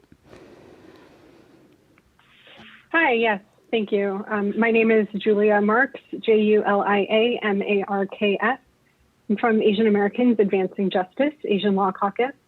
And I just wanted to call in first and foremost to say thank you to the Commission and the Language Access Subcommittee and staff for all the thought you're putting into this and the work you're putting into making it happen. We really appreciate your commitment to expansive coverage, committing to the top 12 languages, but also working hard to make sure smaller language groups can access this really important process. As prior callers have pointed out really eloquently, language access is an urgent need across so many areas of civic participation. So we appreciate the efforts being put into making redistricting inclusive as well. We do support the adoption of the new proposal and appreciate the flexibility. I did want to ask for clarification and just a restatement of commitment to adequately compensating community organizations and community members who are assisting with both interpretation and with translation of any written document. Organizations that might be applying to get outreach support in the form of grants should be separately and additionally compensated for any translation work they're doing. Those often go hand in hand, but they are, both laborious tasks that should be duly compensated for. I also just wanted to note, we acknowledge that there are some logistical difficulties in making all this happen, and we appreciate that you're starting this week to really put it into place. A couple suggestions from some of our past work. One challenge we've seen is arranging translation and interpretation on short notice. So we would recommend that you identify translators potentially for each region based on not just those top 12 languages, but some of the other predominant ones or some of the ones we identified in a letter we submitted to the Commission, just to make sure you have folks lined up in case interpretation is required in advance. You don't have to scramble. And then we also recommend figuring out and testing out a way to make sure callers are able to hear interpretation throughout the hearing, not just for the public comment portion. Zoom has some functions where you can set up different interpretation lines. So ideally, a person should be able to go to your website and see the video feed and identify which number to call to get interpretation in their language throughout the course of the hearing and through public comment. So that live interpretation is happening the whole time. And then it'll have to switch over for the comment period to make sure that you all can hear the interpreter interpreting the commenter's contribution as well. So I'm sure that'll be a little bit of a sticky process, but it's clear you're committed to making it happen, and we greatly appreciate that. So thank you. One final note is if you do have the capacity, it would be great to see some basic outreach materials, particularly something like a short video for folks with less literacy, being translated or interpreted into some additional languages beyond the top 12. Some languages we noted in our advocacy letter for regional coverage, such as Thai, Hindi, Bengali, Pashto, and Hmong, would really benefit from some additional resources from you all. I believe in the last discussion, Commissioner Yee mentioned the power of seeing your language reflected in statements and materials from important institutions. And so we just would uplift finding some extra funding and time to make a couple more languages covered in your resources would be very helpful. So thank you so much for your consideration. Thank you, Ms. Marks, for your call and comment. And to our next caller.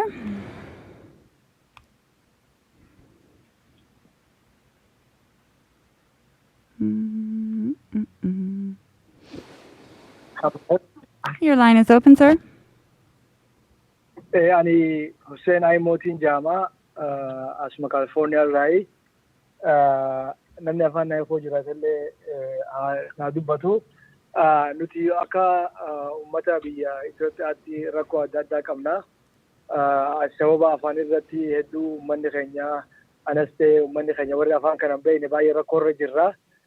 Kanaaf nuti afaan Oromootiin akka afaan nu hiikamuu barbaanna, tiransleet nu godhuu barbaanna. Kanaaf akka mootummaan nu hayyamu barbaanna.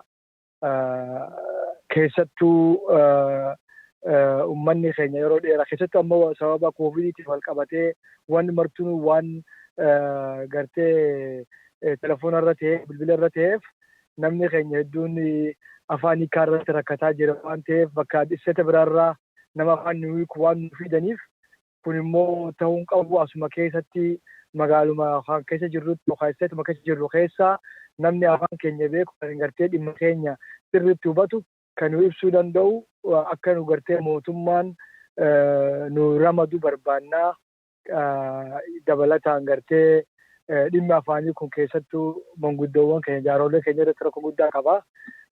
Dhimma keessattuu ammallee dhimma dhuunfaa irratti manguddoon illee namni afaan hiiku yoo akka firaatti illee jiraate manguddoo afaan hiiktu gartee namni ijoollee yoo afaan hiikutu taate illee dhimma tokko tokko dhimma dhuunfaadhaa kan ijoolleen baruu hin qabne jaanii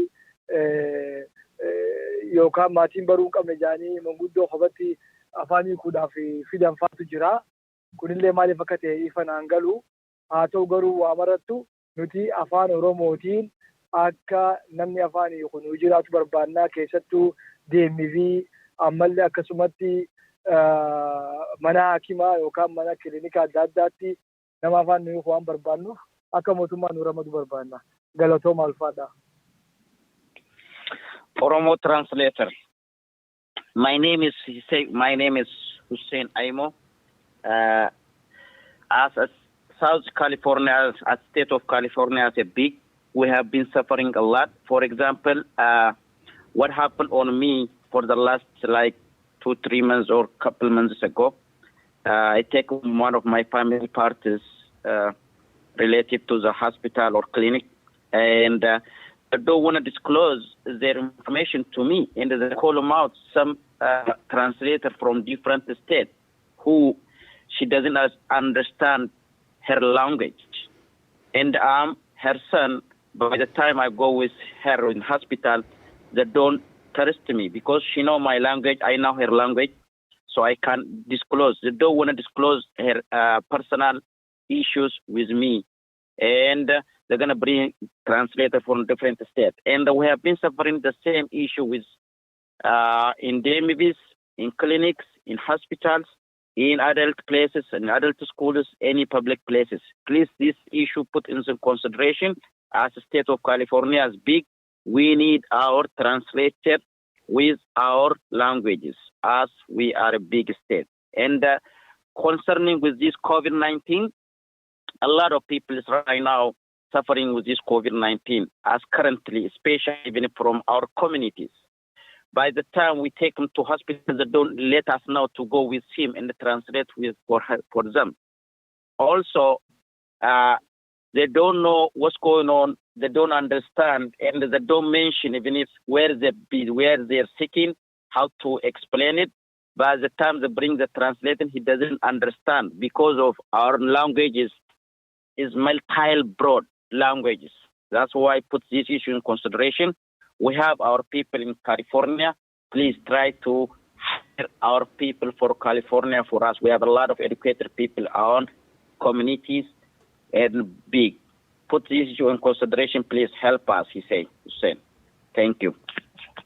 Thank you. We'll take his comments under consideration. Thank you.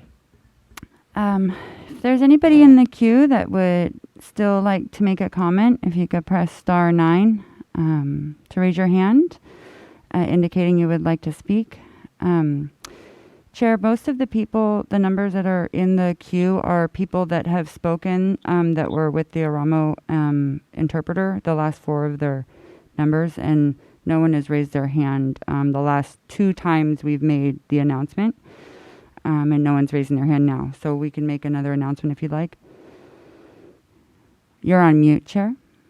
Thank you. You're okay. I don't want to add to one more announcement, and then if not, we'll close public comment. Okay. So, so one more time, if you would like to comment, please press *9 to raise your hand. And then I'd like to ask the interpreters if you could please interpret those instructions one more time. That would be great. soomaalida qolka ku jirto waxaa la idiin sheegayaa haddii aad rabtaan wax su-aala inaad qabtaan gacanta waxaad taabataan star oo ah bottomka xidigta geesaha badanada xidigta bidixda hoose ku yaala iyo lambar 9. Yes, Somali translated the instructions. Thank you, sir. And the Oromo interpreter? From Oromo, yes. From Oromo, warri Oromo dak tatan. La kosakana gafatani harka basaati stari tukati yo urji tuitani la kosa sagal tuitan harka bastani sambodan urjamalle urji tuitaniti la kosa ja tuitani sun telefon isni bana kanafan inglifatin amit janin sani isni bana yarosan yaada khaysan sanara fudachu dandani kanafu irran debiya warre ha so barbadan yokan yaada kanu barbadan urjii tuqaati lakkoofsa sagaloo gotuutan harka baastanii harka keessan jara biratti ni mul'ata. Sanbooda immoo telefoona keessan walitti gabbanuudhaaf urjii tuuteet lakkoofsa 6 tuutaa yeroo san ni haasoytaa jechuu. Kanaafuu warri yaada qabdan harka baafadhaatii yaada keessan kannadhaa yeroolleen deemaa waan jirtuuf. Yes, I pass the message. Thank you so much, sir. And nobody raised their hand, Chair. Thank you, interpreters. Thank you, staff. Wait. We got one. We got a raised hand. Oh, one more. It is actually the one number that had not spoke. And your line is open. Oromo? Oromo, Saliho.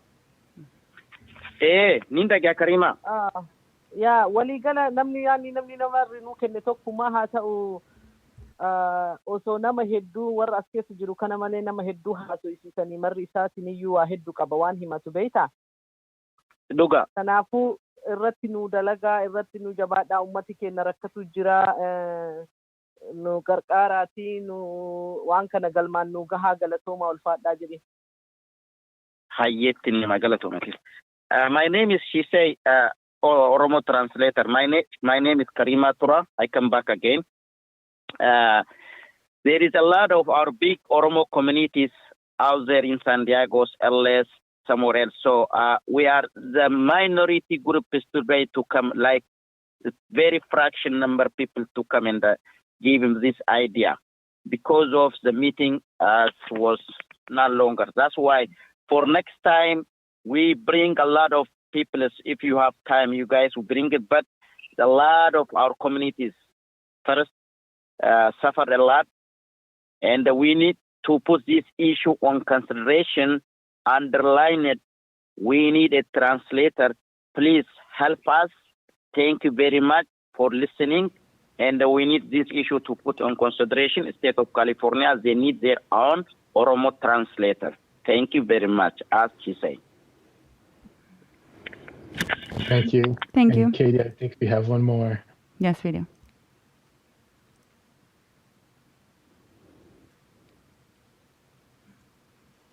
Your line is open. Oromo? Yes, sir. I'm explaining to her. Your line is open. If you are speaking Oromo, the line is open. I pass a message. Nada gaisani, nada ama. Ni dagenya. ani amma walitti naa dhaamta mallee yaad waan ufittanii waan kana irratti nu haasa kanaafuu hedduu gala isinummaan hedduu galatoomaadhaan isinin jeetaani ammallee itti aansuudhaan wanni kun ammaa waan kana laa nuti Oromoo waan kana waan translate fuuldura uummata waan hin qabneef akka itti haasofnuuf akka dubbannu wallaallee kanaa as tuqaneef itti qonu tunuu rakkoo nutti taatee jirti amma tunuu namni keenya ilaalamee hedduu seenuu fedhaa kanaa akkaataatti seenu wallaallee kanaa afaan kanaatu wallaallee tiraatireessa waan kana qabanneef wanni kunis akka taharruutti hin ta'u kanaafuu nu dalagaa siin jeejin galatoomaadhaa waan kanaaf nu yaada nu fiduu keessaniif. Yeah, I might say my name is Nur Aden. As he said, thank you very much to bring this article on consideration. We really appreciate it from our special place of artists. And please, we need it. We needed this translation, even if our people is suffering a lot in different sectors. Everybody mentioned the same ideas. Some people mention more ideas. And to put this issue on consideration, we really appreciate it. Thank you very much, as he said. Thank you. Thank you. I appreciate the call. And I think seeing no one else in the queue, we will close public comment. Thank you, translators. You're welcome. Thank you. Thank you, staff, for understanding us going a little longer than usual. So commissioners, we will take our required 15-minute break and we'll come back at 11:40 and we'll pick up right where we left off. Thank you. Thank you for your patience. Thank you. Good morning. Welcome back to meeting day 3 of the California Citizens Redistricting Commission. We left off after having just received public comment regarding our language access recommendations. Any other questions or comments from the commission before we proceed to a vote? Commissioner Fernandez. I just wanted to just a brief thank you to everyone, all of our everyone that called in, and as personally as being an interpreter and translator since I can remember, for my parents, my aunts, my uncles, my friends, advocate for others, I understand how frustrating it can be to try to ensure that there's appropriate translation and interpretation and that communication is received accordingly. And that's why we try to make this language access as inclusive as possible. So thank you again. I know you have busy lives, and it really warmed my heart to have you call in. So thank you. Thank you. I appreciate your comments, Commissioner Fernandez. Any other questions or comments from the commission? Ms. Sheffield, can you call the roll for a vote?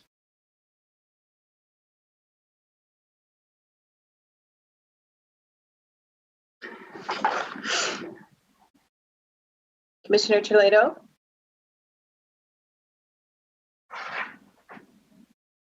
Commissioner Turner? Yes. Commissioner Vasquez?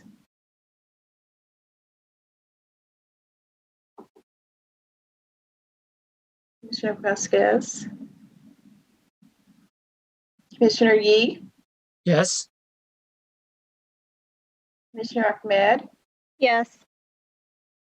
Commissioner Kutagawa?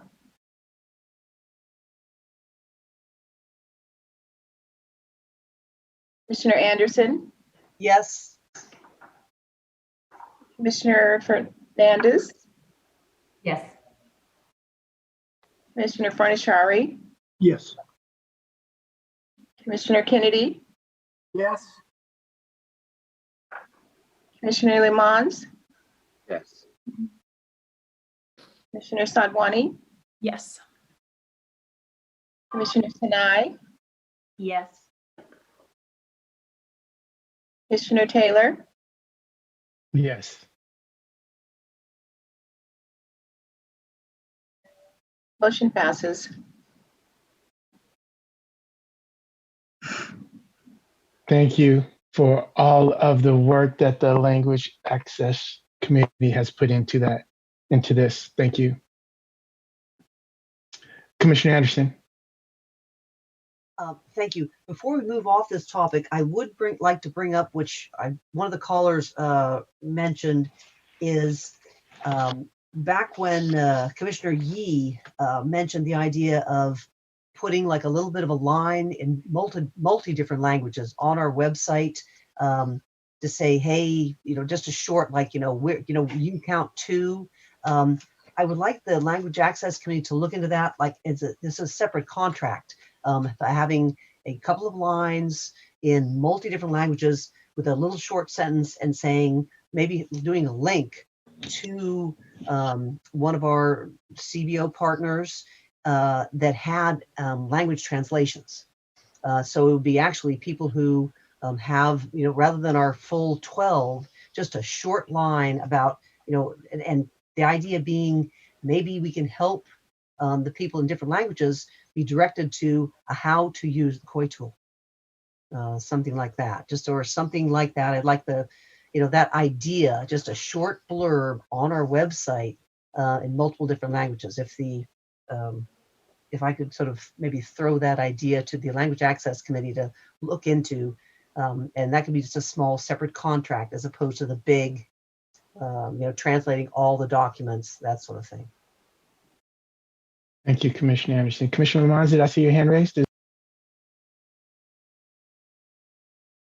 Director Seha, then, I'm sorry, Director Seha. Commissioner Fernandez, did you have a reply?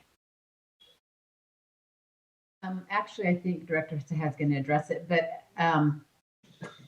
I think with language access and our recommendation going forward, I don't want to say that we're going to sunset our subcommittee, but I think going forward, it would be, any request would be handled by the communications area. That was our intention at this point, but we'll still move forward in terms of the contract and RFP in whatever language, of course, that needs to be written up for that. Thank you, Director Seha. Just a friendly reminder that the California statewide database is including instructions on how to use the COI tool in those 12 languages. So once we have that literature, we will definitely plug it into our website so folks can access instructions in their preferred language. Thank you. All right, we will now return to agenda item number 15, the outreach plans and material. Director Seha. I guess we last left with you ending your reveal of our PowerPoint deck, correct? Correct. So then I'll give. Thank you. So I'll give it back to Commissioner Fernandez and Commissioner Kennedy. Okay, so I think we were trying to figure out how best to move forward with this because we do have the collateral documents. I'm thinking with those documents and also due to time constraints, because I'm really interested in the data management piece of it. If there are changes in the language, or if you want to see additions, if we could have the commissioners and the public as well, if they could forward that to us, to the subcommittee, to include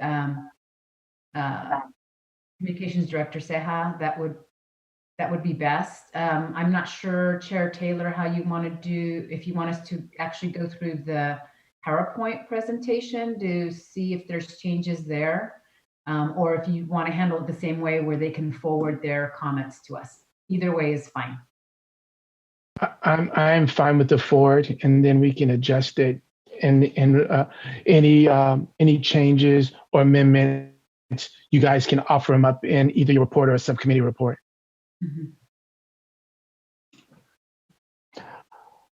All right. I see on the agenda we do have we also have the 2020 Commission logo presentation. Is that something that we've already covered with the new logo?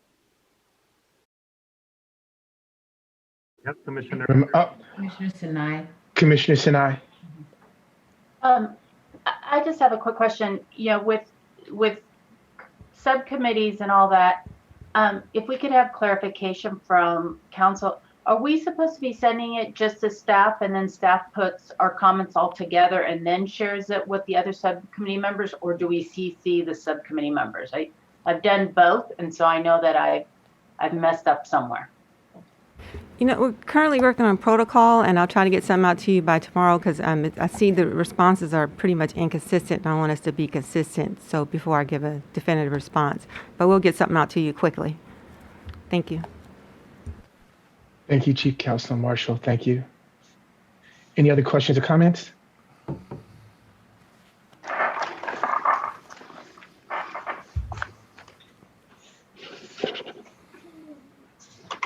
All right. So that will conclude agenda item number 15, and we can move on to agenda item Commissioner Kennedy. Sorry, Chair. We got sidetracked there for a second, but I'm not sure we ever finished on the logo presentation. So where are we formally on the logo presentation? Director Seha? That was a leftover from previous agendas that was just ported over. But the new branding has been released and has been applied to all agendas and future collateral materials. Okay, it's just still the we and the still get lost a little bit depending on the size and because of the color. It's very weak and it tends to drop out.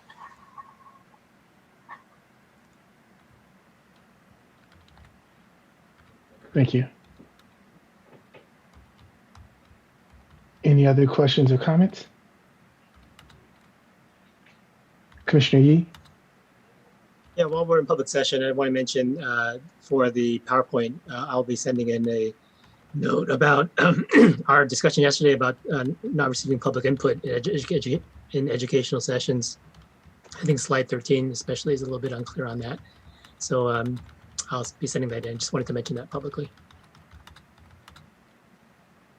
Thank you, Commissioner Yee, and I also have a note and was considering the same. Thank you. Commissioner Anderson? Yes, I will be sending, again, publicly, I really want us to emphasize that in the criteria for drawing compactness, that's not the definition. It's not about shape, a nice shape. It is not. And we really, that's going to be an issue that's going to come up and up and up. And we must be totally clear. So it's our definitions in the PowerPoint are misleading. And in one case, that's not it. And so I will definitely be sending things like that. Also, the emphasize it in terms of, we mentioned testimony, and we've never talked about testimony virtually at all until this document. We're talking about, you know, the drawing your community, getting involved with your community, our COI tool, and we all of a sudden shifted in this document. So I will be submitting things for making changes in the documents to correspond to that. But it's great work, but it does need some shifting to be consistent and correct. Thank you, Commissioner Anderson. Any other questions or comments? All righty. That will conclude agenda item number 15. We'll move on to agenda item number 16, data management with Commissioners Akamad and Turner. Thank you, Chair. Commissioner Turner and I will take it from here. We have quite a few things to go over with you all, and particularly to gather your feedback and input about where we are in the process right now. So just a quick recap, as you know, we have been talking to a whole bunch of different folks about what we would need in order for us to implement a successful data management tool within our organization. And Commissioner Turner, I have had numerous meetings with USDR, the United States Digital Response, over the past couple of weeks to continue to refine the process that we are thinking could potentially work for us. So we want to go over certain items today. So there are 4 documents posted online for agenda item number 16. The document labeled 16 Data Management Subcommittee Checklist is a document that outlines the other documents we will be reviewing for this agenda item. And this is to keep us organized and be able to make sure that we're looking at the specific documents of discussion, and then also our focus questions, which are for the group to react to. This document also outlines our recommended action, which we will discuss at the end of our presentation today. So just jumping right in, the first document that we will be reviewing is titled Partnership Options from USDR. So this is the 3-page document with charts. Would it be helpful for you all if I did a screen share? Yes? Okay. Commissioner Turner, can you field in case I can't see folks? Yes. Okay, awesome. Let me jump into a screen share. All right. Are we seeing the document? Okay, awesome. So this document highlights the different options that USDR proposed to Commissioner Turner and I, and that we are bringing back to you all for feedback, suggestions, thoughts, reactions, all of the above. So USDR outlined 2 options that they saw based off of our conversations. The first option is that USDR assists us in building out the data collection, management, analysis, and publishing tool. And we as a CRC hire that data analyst who would then be using that tool to manage all of the inputs that we're going to be getting. The second option, jumping below to the row title 2, the CRC hires a data analyst. And there's one minor addition to this. We would also hire the product manager and an engineer to build out that tool and then hand it over to the data analyst, who would then manage the input, the data collection and analysis and publishing of all of the inputs that we gather. They also went ahead and listed out some pros and cons for each of the options. And then if you jump to page 2 and 3, it's the same options as discussed. However, they have outlined a little bit more clearly the different roles that USDR would play and the role that our hired data analyst would play. And then as well as our role as a CRC. This chart does not reflect, based off of our conversation on Monday, since we weren't allowed to change material that late in the game. These charts don't reflect the inclusion of a product manager and an engineer within option 2. Commissioner Turner, am I missing something or anything else with this particular sheet? I think you're missing it, other than for the clarity, the product manager and the engineer both would be hired by CRC under that option number 2. Yes. Yes. And if it's helpful to delineate what those roles are, a product manager would be managing the product. They would see the development of that product from end to end. So starting from the fact finding of what kind of features do you all need in a data collection tool? What exists out in the market? Do we need to build something from scratch to be able to hold what we are asking for? They would take those answers, figure out what the solution is, work with the engineer to actually code and develop that tool, whether it's in existence already, like Airtable has come up in the past in which we could make edits, etc., or if it's to build something from scratch. We don't know yet. We haven't had this conversation with us as well as with USDR of what that would look like. But from the first step, they have identified that if we choose option 2, we would need to hire all 3 of those roles in order for us to be able to successfully create a tool and employ that tool in our data collection efforts. Do we have questions on this particular document? And I am open to holding questions off till the end of our presentation, or we can go document by document, however you all want to go. Sharma, can you run through your presentation and then we'll run through the questions, please? Sure. Awesome. So this is the first document, and this is our first question for all of us, is to really think through whether we would want to go with option 1 or with 2. And I would like to add that USDR was not shy about saying that they do want to help us with this project. They're really eager, I believe, in my personal opinion, that they do have the skill set to be able to assist us through this process, as well as the network for the necessary skills to build out our tool. If we move along to this document, our second document is a data flow diagram. So it is also one of the attachments. Let me bump over to that one.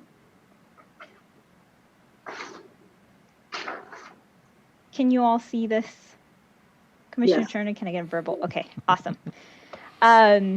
So this document outlines the flow of our data from the people back to the people, essentially. We went through various iterations of this document with USDR, mainly being able to, trying to tease out all of the different tools that, all of the different inputs that we would be receiving. There's a question mark in there, and that is not an accident. I should have added another question mark because I have several questions on this flow. But for now, let's go over this flow. So all of our data will be coming from Californians. They would funnel that data to us through 2 different mechanisms, whether that's through the COI tool or some other means that is not the COI tool. So let's start with following the line through the COI tool. So a Californian will hop on their computer or cell phone, access that COI tool through the CAPTCHA. So this CAPTCHA will be able, hopefully we'll be able to limit the bots that enter. They would go into the COI tool, input their information, the map along with their commentary. That COI tool would then pop out the output, which we have discovered many times in our talks and with Karin's insight, that is going to be a CSV file, shape files, and PDFs. From there, there's 2 different paths. Either that COI tool information comes to us in English or it comes to us in another language. If it comes to us in another language, it would need to be translated into English.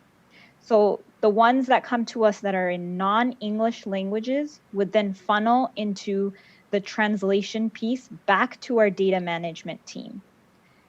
The data management team would then funnel this back into the COI tool in English, so it feeds into the main database. Now, if the COI tool information comes to us in English, it will flow directly into that main database. I will come back to this question mark at the end. So that is one path that information from Californians will get to that main database. The second path that we had identified in our conversations is that folks come to us directly. So whether that be through emails, written comments, meeting notes, phone calls, verbal testimony in person maybe, and any other option that we are not even thinking about right now that is not the COI tool. From there, that information flows directly to us, the commissioners, and we determine where that flows next. So there's 2 paths that we've identified in our conversations. One path is to the data management team directly. Another path is to the line drawers. So if this non-COI tool data comes to us in English, we would be able to either flow that information to the data management team if it's comments, qualitative data, any sort of data that falls within that realm. If it's map data, so information about where my community lives, where my community is located, it's from 1st Street to 10th Street, etc. We would flow that to the line drawer.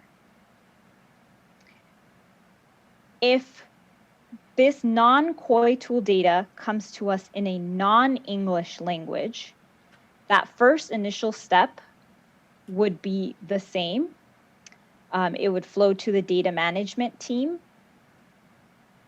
for non-line drawer information, get translated, and then populated through the COI tool into the main database. If it is map-related information in a non-English language, it would need to be translated. Theoretically, our data management team would handle that, and then flow directly to the line drawers who would draw that and populate shape files. Those shape files will then jump into the shapefile database that we all know that statewide database would have, or our line drawers would have, sorry, and also flow directly into our main database. So at this point, all of the information, theoretically, that we're getting from Californians has flown into our main database. From here, we would apply the filters. So this could be filters to remove harmful language. It could be filters to identify unusable entries. So we could apply a filter that if every cell is empty, put it aside. If there's any other types of filters we could think of at that time, we would add that in this step. That would then populate a filtered database or a clean data set from which we can work from. This filtered data set will then go 2 directions. It's the same data set, but it would go into 2 different directions as a whole. So one direction would be back to the public, so they see exactly what the data set looks like that or the database looks like that we are working from. And then it will also go to our analyst, who would be working with the database to come up with the visualizations, the synthesis, the qualitative analysis that exists in that main database. That information would then go back to us as the commissioners to inform our decision making, and then also flow back to Californians so they can see what we are using to inform our decision making. Now, this question right here. Theoretically, if this is an automated process for, let's say myself, to jump onto the COI tool, punch in my information and click submit, if this path right here is truly an automated process, I am not sure with the skills that I have if there is a way to intercept that automated process to identify non-English submissions. The other place where this translation piece can go is potentially in that filter step, where we could apply that filter to identify non-English submissions. The other question that I have is regarding the line drawer and the line drawer's role in the analysis, if any. And I will leave it at that because I am not sure where that sits right now, and I would love to hear from my colleagues about that. So this is something that Commissioner Turner and I came up with based off of all of the conversations that we've had in our meetings, the back and forth that we've had with USDR. It is not final by any means. This was just to put on paper so we have something to react to, something we can look at and be like, hey, well, we didn't think of XYZ. We should move it like this or like that. And then also something we can have on paper as we go through the recruitment process if we choose to hire a data analyst so that they can also react to it and be able to identify any gaps that we may not have seen in the pre-planning process. So that's that document.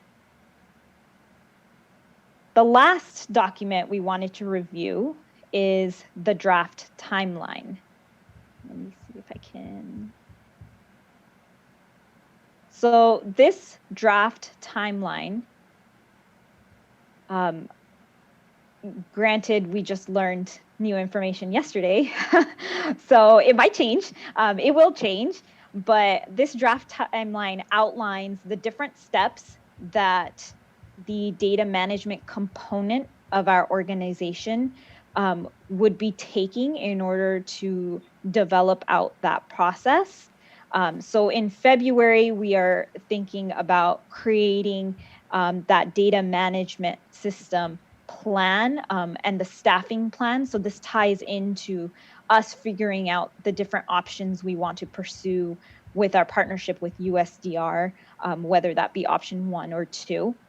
And then we would need to develop a duty statement for a data manager position. I have been told by staff that it might not take as long as last time, but we will see where that goes. We would also develop that RFI and begin the recruitment process for a data analyst.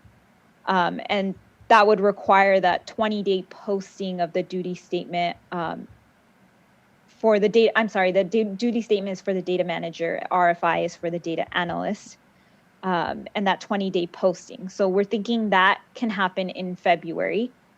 And then when we jump to March, we would start that interview process, looking at both of those roles that we are hiring, a data manager and a data analyst. If we choose to go that route, going through the interview process, bringing forth recommendations, and then including that onboarding that's going to be led by the staff executive team. And then that data manager and analyst working together to identify the process in which they would be managing all of the information going in. We have done a lot of the head work for it, and of course, things might change. They obviously would have expertise in this area. Commissioner Turner and I are just, learning as we go and doing a lot of research on our own. And then they would be able to identify the different detailed components of such a tool, whether it be a completely separate tool than, Airtable or Tableau or whatever it is, a built-out tool.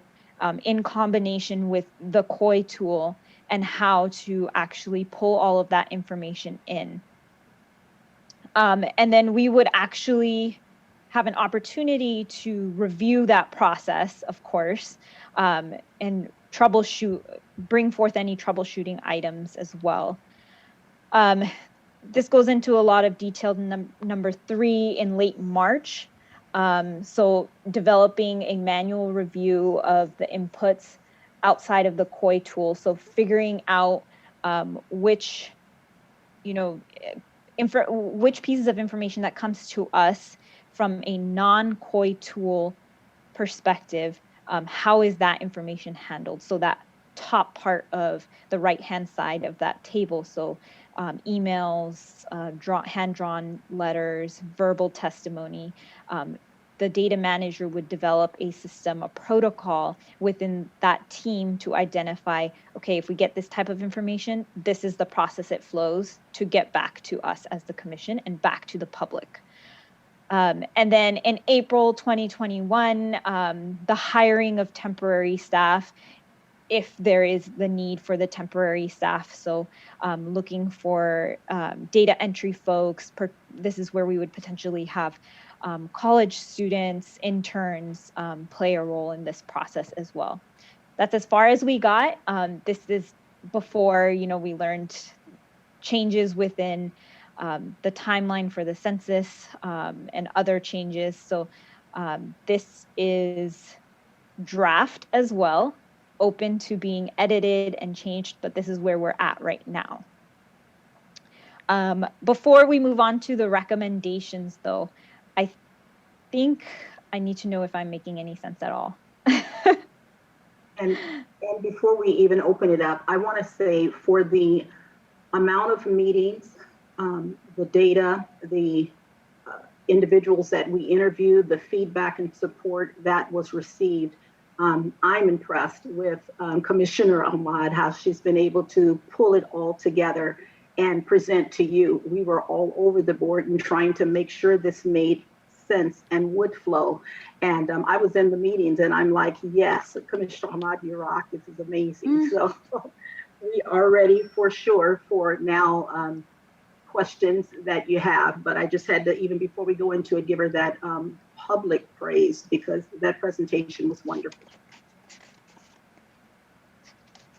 Comments and questions from commissioners?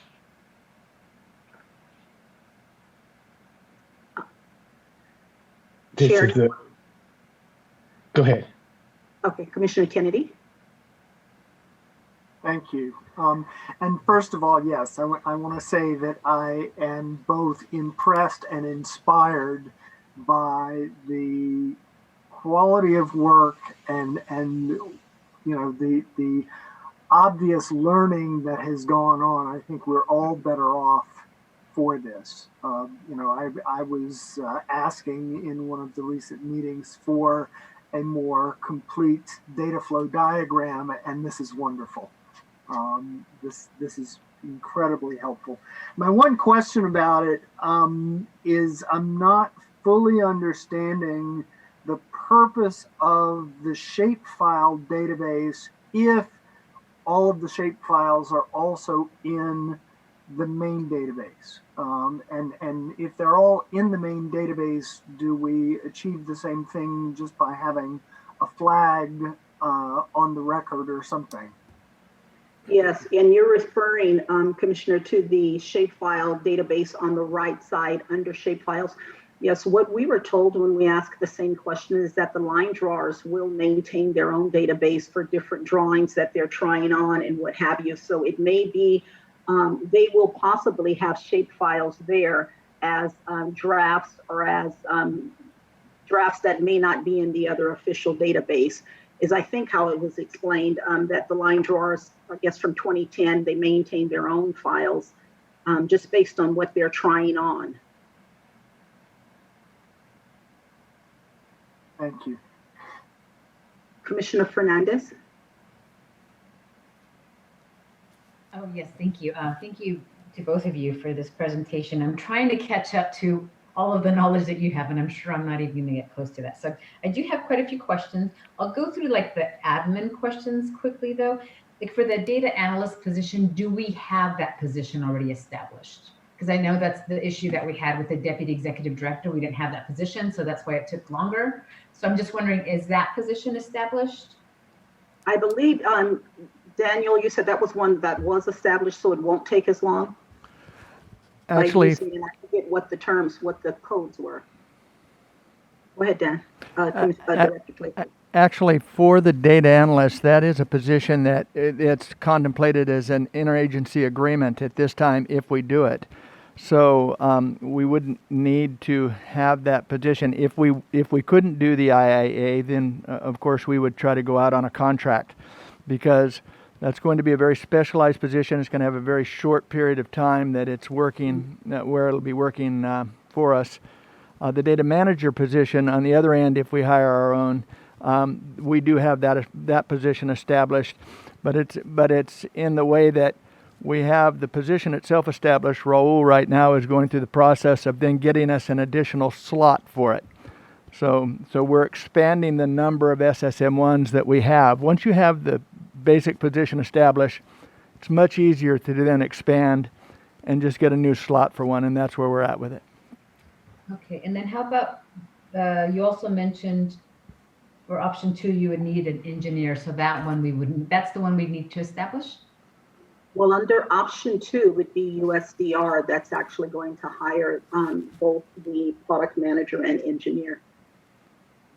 No, wait. It's flipped. Confused. Did I get the wrong one? Yeah. Option 1 is where USDR does the heavy lifting in the front end, and then we take on data analysts.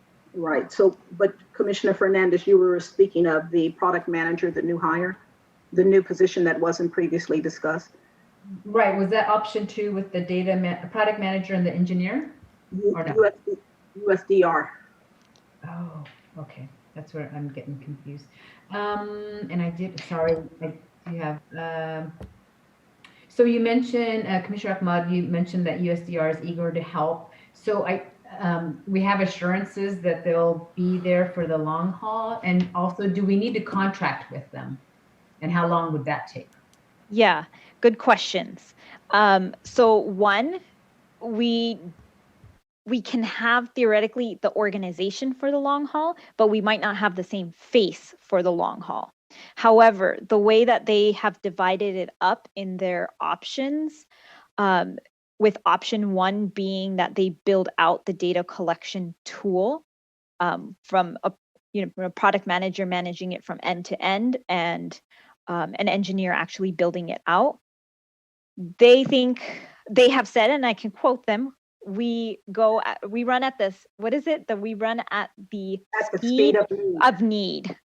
So we pushed them. We're like, well, what about end of February? And they're like, we run at the speed of need. So if you have a reasonable deadline, we will get it done. So in terms of their relationship being the long run, from what I understood was that they would do that heavy lifting in the front end and then give us the tool so that our data manager and data analyst can pick up and move it forward. We did have a conversation, this is like ancillary but related, if the tool breaks, if there's some kind of glitch in the system, if a weekend goes by and people are unable to input their information, that would be all bad.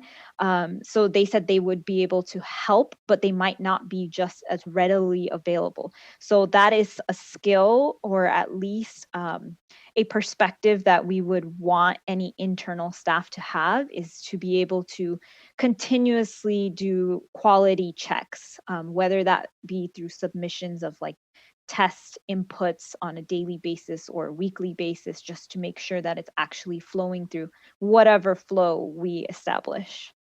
And then your second question was something, and I totally forgot it. You're expecting me to remember my second question. Hold on. Contracting. Yes, thank you. They are a volunteer-based organization. They do everything for free. But for our purposes, they are also willing, and I think they have signed contracts with other government agencies, just so that there's a clear understanding of roles among both parties. So I would, I wouldn't bring anyone on without a contract, just to make sure that, everything's clear and the I's are dotted and T's are crossed, kind of thing. But there's no cost associated with it, so that's nice. Thank you, Commissioner Kennedy. Yeah. Commissioner Yee. Thank you, Commissioners Turner and Ahmed. Love how you're helping us push into this new area of work with Commission, which is taking us beyond what the 2010 Commission did. Comment and a question. Comment is that just want to remind ourselves that, as community input comes in, some people may have a complete kind of polygon mappable community of interest to submit, but a lot of people won't. They'll just have a verbal description, and it may involve even just what would be a line, one side of a polygon, which is what they really care about. They don't really care about the other sides. So I know it seemed to be there in your flow chart, there is provision for that. But I just want to lift that up and remind us that that kind of input may actually be a large part, or even the greater part of inputs that we get. question, just the cost. So option 1, option 2, USDR being volunteer, how much of the consideration is cost? And perhaps Director Claypool, maybe you can help us weigh how much to think about the two options in terms of cost.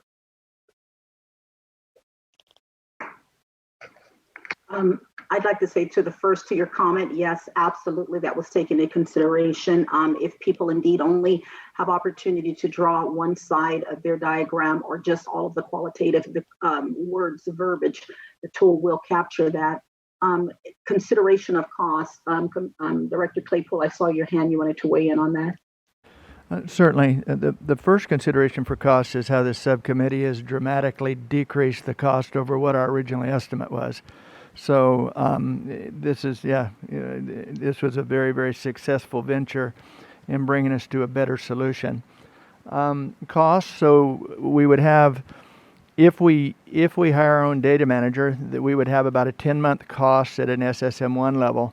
And then we would have whatever temporary staff came aboard, and they would come aboard on interagency agreements at $9,999 limits. So it's hard to tell. We can definitely factor the SSM1 in because we know that number. The rest of it will really depend on volume. On the other end, it's also hard to tell what a data analyst will cost us on an interagency agreement. We'll have to put that out and just see what people bid. And then the product manager, as Commissioner Ahmed has said, that would come from USDR and presumably at no cost. And I would be quite honest, if there were some cost, it would be well worth paying for that expertise to have them follow us. But I am of the same mindset that they seem to indicate that they would do it at no cost. So saying that, again, the actual cost will be very, very low compared to our original estimate. And when I say very, very low, I think we're talking about in the hundreds of thousands instead of in the $2 million range that I originally thought of. So that's about what the costs look like to me at this point. Thank you. I see you, Commissioner Kennedy. I wanted to also just name in the phrasing, you said how much is cost consideration. I wanted to say that for the expertise, the commitment, experience, and knowledge that USDR provide, I think in addition to there being a huge cost savings, I'm convinced that this is the right team that will be able to bring the type of product that we need for the data management and analysis of the tool. We've on any of the sessions that we've met with, in addition to our team here and some of the other subcommittees, they've had no less than 3 or 4 people that's leaned in trying to help us work this through. So it's not just the cost savings. I think they're also the right individuals that are committed to bringing what we need for this commission. Commissioner Kennedy? Thank you. Just wanted to check and see, do we have enough information at this point to be able to estimate hardware costs? Because this is not just software development and staffing. We are going to have some hardware costs for maintaining all of this. And I don't know where we are as far as estimating those. Thanks. Mm-hmm. Yeah, we have. Commissioner Fornashari, were you raising your hand for that? Oh, okay, Commissioner Claypool. We, I think, looked into some of the hardware costs. And I think theoretically, like, I would like it if everything lived on the cloud. So hopefully there's not much associated with, saving files or backing up. But yeah, so I don't know how that changes the cost estimate based off of that feature. I see you, Commissioner Fornashari. The platform that they're looking at using is the data is hosted on their end. So the data would be hosted there. All the hardware would be there. We pay a monthly fee for access to the platform. That's the business model. So one advantage of the tool that we're likely looking at is we don't have to buy servers, we don't have to set up servers, we don't have to manage servers, we don't have to maintain servers. It's all done by the company that hosts the database.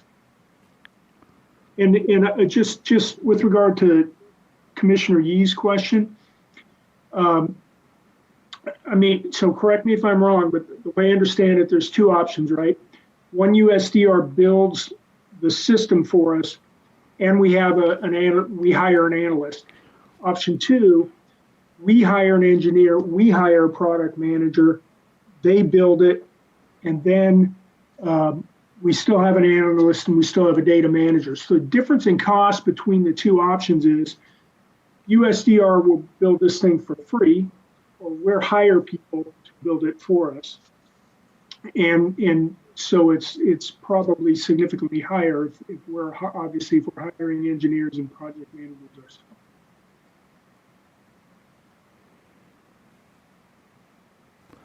Commissioner Anderson.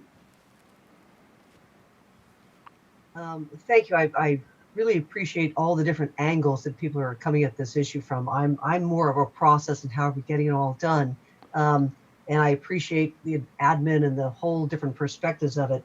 And in that part, I'm trying to make sure that I'm understanding our terminology of what do we mean by a project manager and a data analyst? Because I'm thinking, okay, we need your tech person in there who'll be running, doing all the hardware, not the hardware, but basically doing all the troubleshooting of this isn't working, that's not working. We need that person.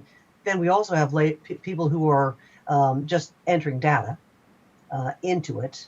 And then I'm guessing the manager is a person who's kind of just as a go-between. I'm not quite sure what these titles mean. If you could please walk through that. So your data manager is going to be managing those that are doing the input. So we will have a team of individuals that may come from different colleges. We haven't determined who's going to actually be doing the input, but your data manager is going to be both managing them and managing the input of the information. When you talked about the tech person, as far as your product manager, they're going to be ensuring the flow, the continuous flow, troubleshooting, doing the day-to-day checking of the product to ensure that the product is working fine. And you have a data analyst that's actually going to take the information that has been input and be able then to massage it, answer questions, and inform us what the data is actually telling us. Okay, just again to clarify. So you're saying the manager is, okay,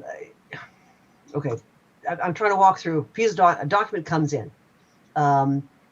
Who decides where that is going? That's the project managers. The project. Can I take a stab at this? Yes.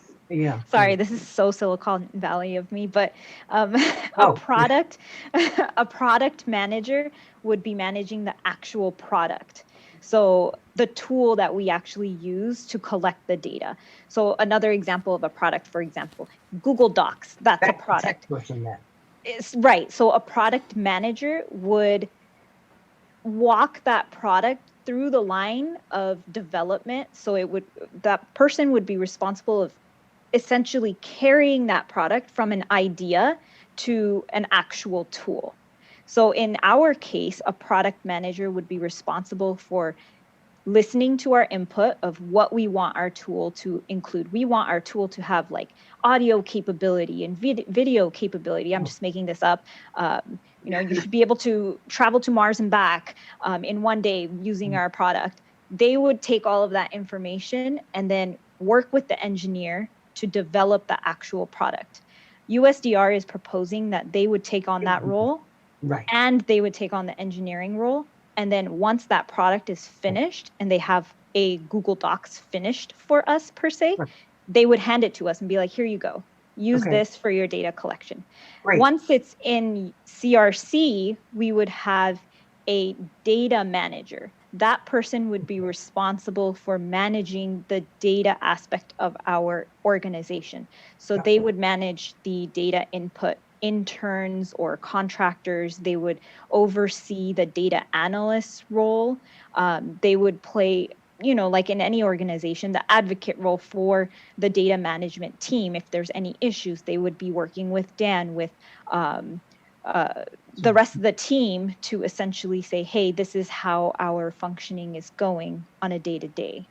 I hope that helps clarify. Yes. Okay. And then the analyst is the person who, okay, so basically, right. So we're saying essentially like option one, which are kind of is the US, USDR is the project manager essentially. They're helping us and going, okay, what are we trying to do with this? They're the person who's going to actually work with, this is what the line drawer is doing, their ability, this is what the statewide can do, and put what, this is the product you guys need. Mm-hmm. And then we're hiring a project manager who will then go, okay, so here's the stuff that's coming in. It is, that's already a drawing. We can hand it, and the line drawer is going to handle that part going forward. Here is, okay, wow, that's got to go translation, and ships it. That the project manager is essentially the sorter, and then we go down to and is talking to, okay, we need this. Everything's still flowing along, and then the analyst is our category, is the person who's actually the tech person, who's making sure that, this is all running, the process is going smoothly, and I need you to type in this, that kind of stuff. Is that the process we have? So the analyst would be able to answer questions like how many people commented from Redding, California, and then they would go through the database and be able to query that information forward. Or if we stratify or separate the state into different parts, like we want to make sure we focus on the northern part, and we want to make sure we focus on heavily populated areas and see how many people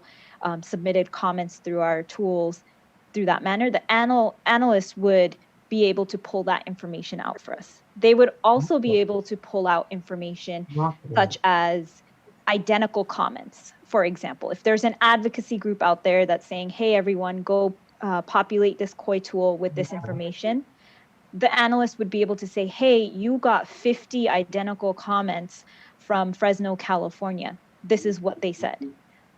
So that's the role of the analyst. The project manager or data manager, which is the same role in our eyes, is the people manager. So there needs to be a person who's managing the people. Okay. The process of the flow from the data from Californians back to Californians, that whole cyclical cycle, that was redundant, cyclical cycle, but that whole process is something that the engineer would build out with our recommendations of what that protocol should look like. So if it's an automated process, how that data flows through the process. Okay. If it's a written comment, we would decide, like, how are we going to make sure that this comes back to our database so we can retrieve it for deliberations at a later point. Okay. And they would work at our discretion to be able to, build out that tool. Okay, so essentially you're saying USDR, who is doing the tool, et cetera, is essentially handing this baby off to the analyst who is doing the real work, kind of the technical work, and the data manager is more of the people. Right? That's because, I'm thinking, when you keep on saying these things, I'm going, those tasks are that's the same task, and you're saying that it's, and in terms of how it's really going to work out, I'm kind of wondering where the line is. I'm thinking we're not quite, the categories are a little different in terms of reality. And that could be because I understand exactly what's written in the line drawers RFP and what the line drawer is thinking. So I would really love to work with both of you on this to kind of flesh out some ideas, which in terms of we've already kind of walked through quite a Mhm. bit of it. And in terms of, this is where these pieces can fit together. If I Yes. I would love to do No, it. definitely. Commissioner Turner and I had many questions that came up regarding the line drawer's role and how that fits into that diagram, which is why I should have put a question mark there. I wasn't sure.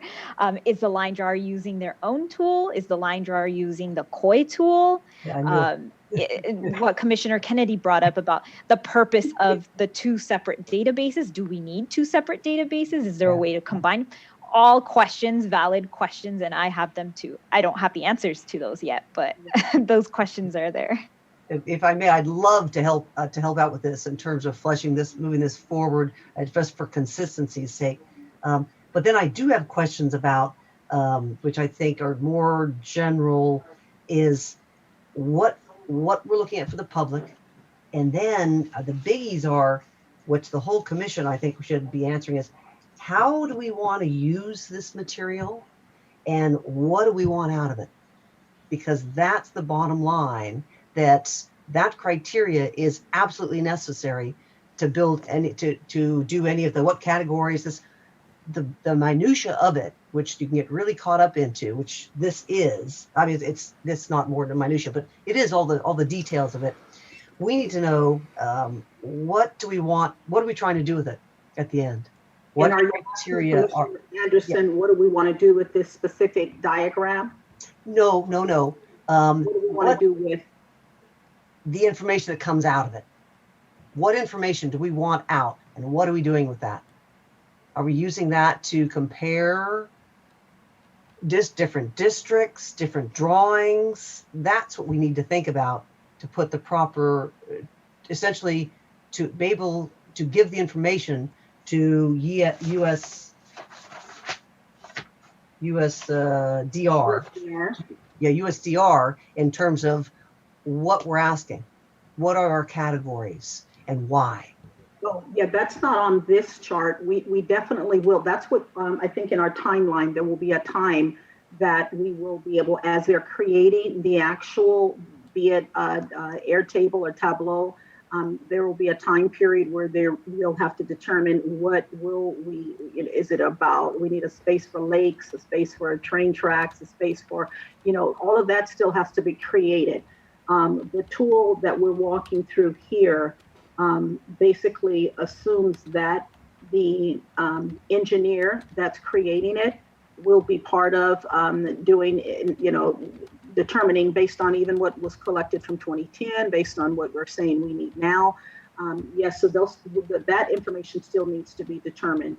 There's not a list or a chart that we have right now that would say this is the type of things that we're going to collect. It just will be based on as testimony starts to come in as well. Commissioner. Okay, commissioners, we have to be mindful of time. If this has to expand very much more, we'd have to agendize it on another day. Commissioner Sadwani. Thanks, Chair. I'll be brief. First of all, thank you. This is incredible, and you've put so much work in it. So big thanks to both Commissioner Ahmed and Commissioner Turner. My thoughts on this is that yes, absolutely, however we develop this system, and whoever we hire in these positions will absolutely need to work really closely with the line drawer. And I think, are there additional questions that we as commissioners should answer? Probably, maybe a few, but I think one of the great things is identify what you have already done. Online social studies? Excuse me? Oh, I think I was telling my grandbaby to go to social studies. I'm sorry, I thought I was on mute. I was like, oh, I could teach social studies. What was I saying? Oh, I think one of the things that I find so helpful about this, though, is that in the next week or so, Commissioner Anderson and I are going to be thinking about like the scoring and all of the things that will go into the evaluation of the line drawer applicants that we receive. And I think this is super helpful because ultimately, rather than us kind of answering trying to figure out all of these specifics, I think when we have a line drawer on board, as well as I think it'll help inform the data management process even more. And it just is that clear reminder that we're really going to need folks that can work very collaboratively and closely together.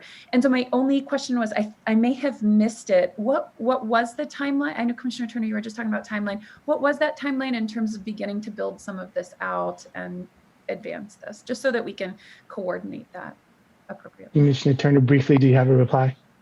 I do not.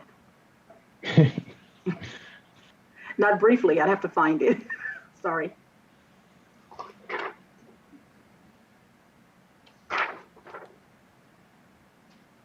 Commissioner Ahmad, do you have a reply as to timeline? I guess in terms of timeline of building out a tool, if we were to go with USDR, would hopefully be like a month and a half. In terms of our ask today was the two pieces that we were actually sure of, which is an internal data manager and an internal data analyst. Whether we move forward with a partnership with USDR or not, we would have to either hire additional staff or we don't need to hire those additional staff. So I think that's what we're looking for today from you all, is whether we have the commission's support to move on with those hirings or the recruitment, starting the recruitment process for those hirings. I will work with Dan and Commissioner Turner to figure out the timeline, and then hopefully we can get something more in terms of potential contract language or et cetera with USDR for everyone's reaction by the next meeting. I don't want to make any promises though. So Commissioner Ahmad, Commissioner Turner, are you looking for sort of a leaning, or do you want a formal vote? It would be great if we could have a formal vote if people feel they have enough information. Commissioner Fernandez? Yes, I was at that point where I wanted to know how to voice my my motion. So I want to make sure I get it right. Because Commissioner Ahmad, you mentioned moving forward with the data analyst and data manager, correct? And then also working with USDR to build that for us, correct? Is that or let me get the right language. Yes, and I would think that it would be in support of option number 1. Okay, was that correct? Yes, but we didn't write it on that document. Is that something that we should be holding off on? Or is it safe from a legal standpoint to still take action on such an item? Well, because I think you agendized it with potential action, correct? Okay, so our possible action. Got it. Okay. Right. So would correct me if I'm wrong, would my motion be in support of option 1, which includes the data analyst and data manager? Is that right? I would think that you can state in support of option number 1. Okay, then. There it is. Commissioner Anderson? I love this conversation, but I believe we already did this. Didn't we already vote and for it to move forward with proceeding, that the subcommittee would proceed writing an RFI, given I know they found more information and it's been modification, but I believe the coming back, this is more of a clarification as opposed to requiring a new vote, or I could be. You're absolutely right, Commissioner Anderson. There was a previous vote. Just so much has changed since that vote, which is why we're coming back now. It really looks a lot different than the initial approval received. Okay. All right. Thank you for that clarification. Who seconded? Thank you, and it's seconded by Commissioner Fornashari. Any further discussion regarding this issue? Before we move to public comment regarding a vote, we also have to revisit Deputy Executive Director Hernandez's amendments to the outreach plan so that we'll be able to take public comment regarding those votes all at once. The floor is yours, Deputy. Yes, so thank you very much. I've gone back and I've made some edits to the areas that were addressed. On page 8, under Phase 2 Educational Outreach, I've added a paragraph at the end And I can share my screen here real quick so that you can take a look at that.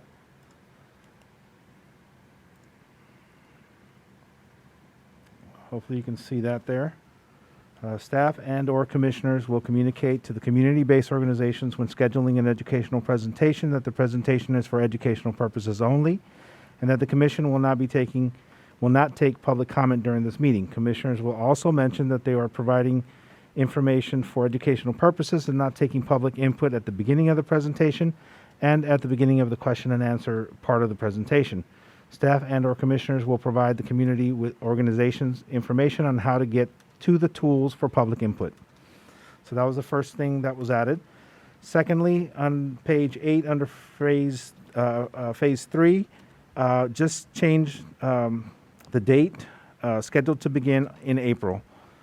Likewise, on page 9, clarified the text a little bit. Public input, COIA input are scheduled to begin in April, and we'll include the line drawer at those meetings. So those are some of the minor changes. The last change on the page 7, I removed the reference to citizens, and we are now using Californians throughout the document. Commissioner Anderson? Thank you. If you could go up so we could see on the page 8, could you please take the line, during this phase, the commission will receive the census data to work with, and move that to the end? Because that way we don't want them to think, because the way it reads right now, it appears that, the census data, and then they think, again, in their minds, so, and now that's what we're starting with. And so it's more consistent. Public meetings are begin in April, more detailed schedule during this phase, because then it says, it doesn't say at the beginning, it's during this phase. That just reads much more with what's really going to go on. Thank you. Very well. Thank you.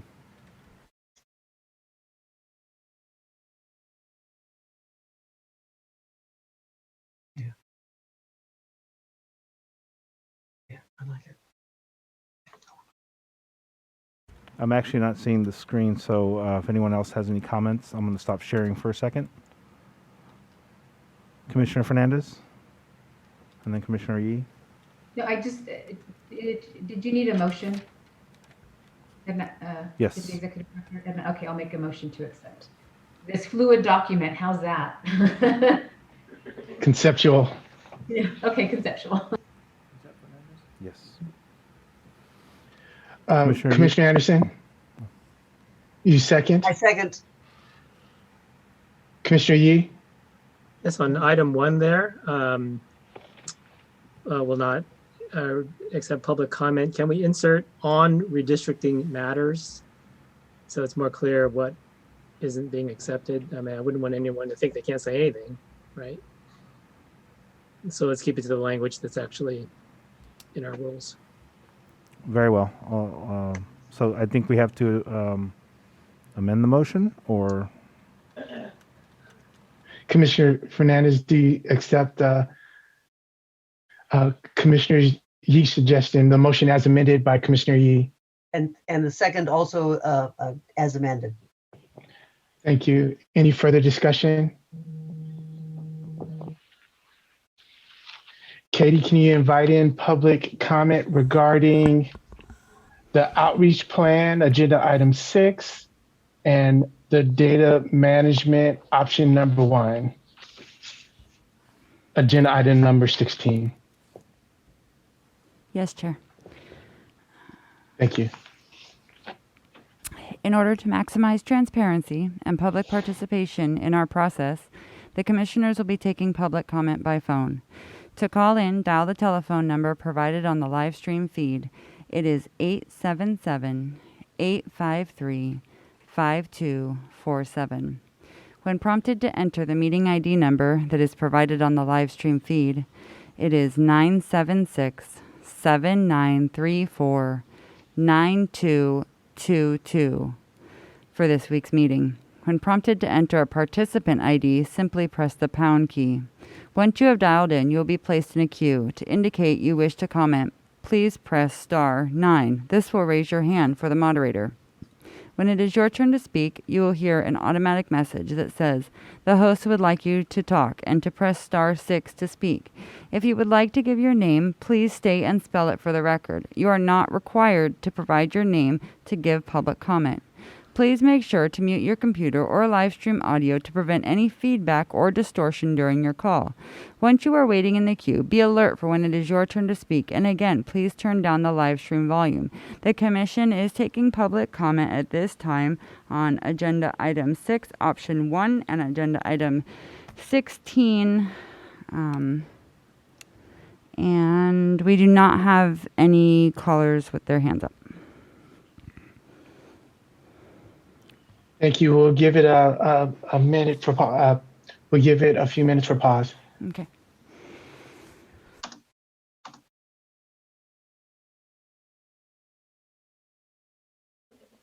Chair, I just wanted to acknowledge all the great work Katie's done today. Thank you. Katie, I appreciate it. It goes. I can't say enough. Thank you, Katie. Thank you, Newt. Thank you. We work Jesse too. Thank you. We appreciate it. Thank you so much.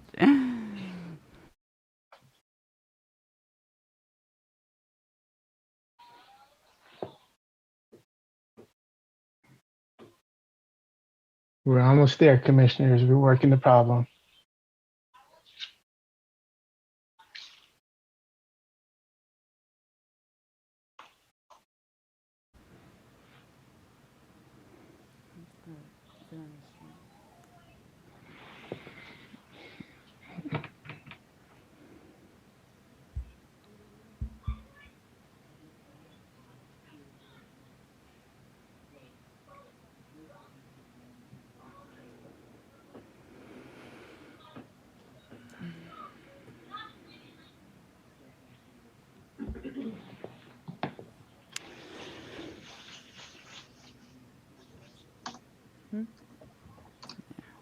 Yeah, the instructions are completed on the stream, Chair. Thank you.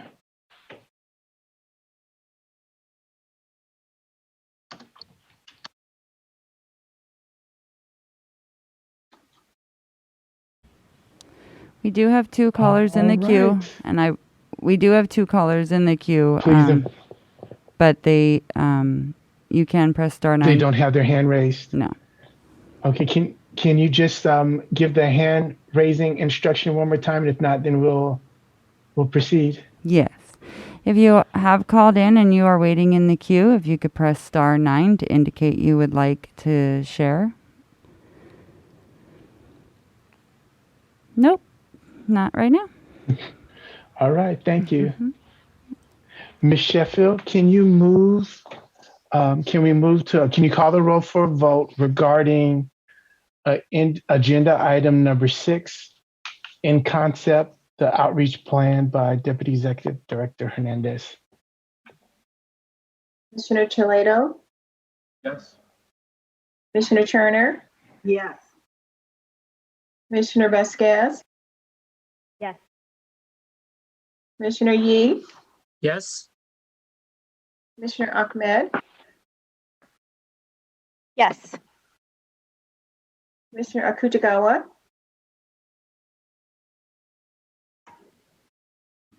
Commissioner Anderson? Yes. Yes.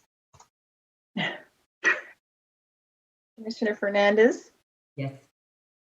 Commissioner Fornashari? Yes.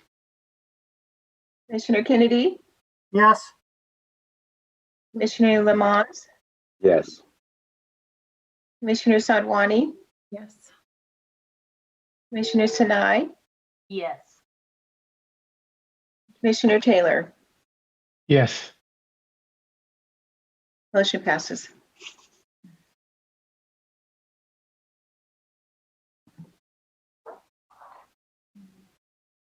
You're muted. Chair. Thank you. Ms. Sheffield, can you call the roll for the vote on agenda item number 16, option 1 for the data management?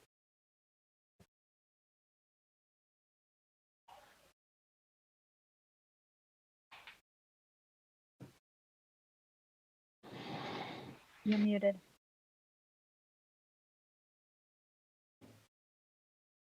Commissioner Toledo, Yes, sorry. Commissioner Turner, Yes. Commissioner Vasquez, Abstain. Commissioner Yee, Yes. Commissioner Ahmed, Yes. Commissioner Kutagawa, Commissioner Anderson, Yes. Commissioner Fernandez, Yes. Commissioner Fornishari, Yes. Commissioner Kennedy,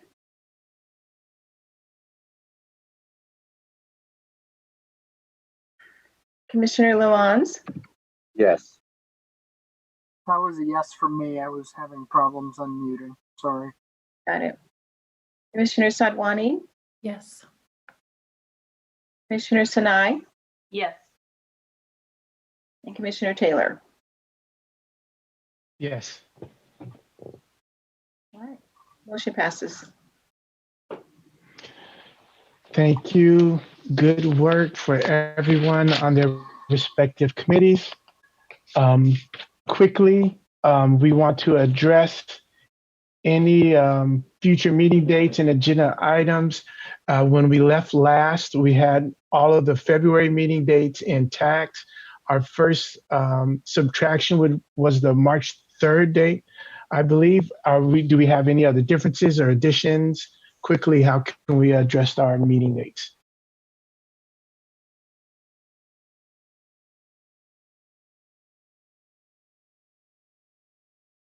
Commissioner Anderson? Okay, I propose in March, we've already dropped the 3rd. We'd rather not go to a 3-day. So leave 8 and 9 as is, and either try a workshop on Saturday the 13th, say for the new line drawer, just to kind of, it would be probably a half day. And then possibly another on, no, that's right before Easter. Yeah, on the Saturday, the 27th, possibly a workshop VRA training or the little something like that. Again, that would probably be a half day. Or a day on the weekend. Commissioner Sinai? What I'm seeing on my calendar that the February 13th is President's Day weekend, so that means it's a long weekend. Sorry, I know March. none of us are traveling, but Commissioner Sinai, did you mean March 13th?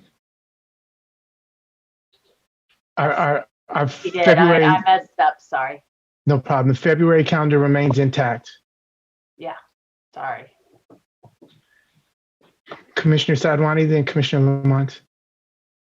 You know, while I certainly share Commissioner Anderson's desire to do workshops for the line drawer and VRA, I think given the news that the census data is most certainly going to be delayed, and I also knowing that February is going to be an extraordinarily busy month, particularly for the Legal Affairs Committee, who will be meeting numerous additional days beyond our business meetings.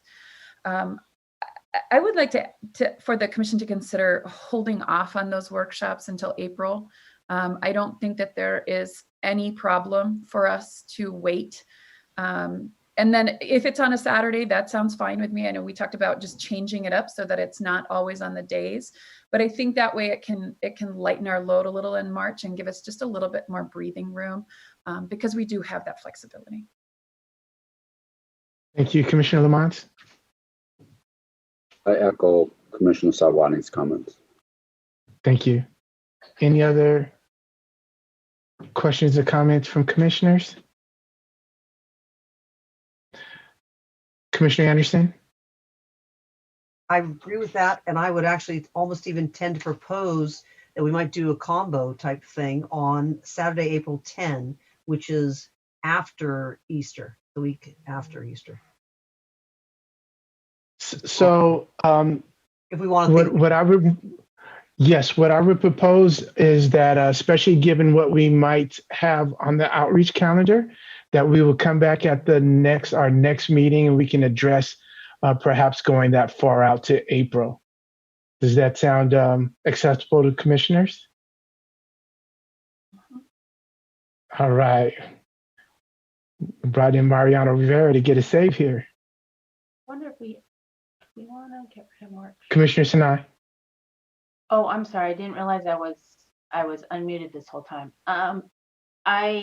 Do we still need the March 29th and April 1st meeting since we're looking at further out of April? I mean, I know we're all kind of breathing a little bit more air right now. I would think that we can address that on our February 8th meeting. Thank you. All right. So then I would like to invite in public comment to conclude this meeting. Katie, yes. Can you invite in the public, please? Yes, I can. All right.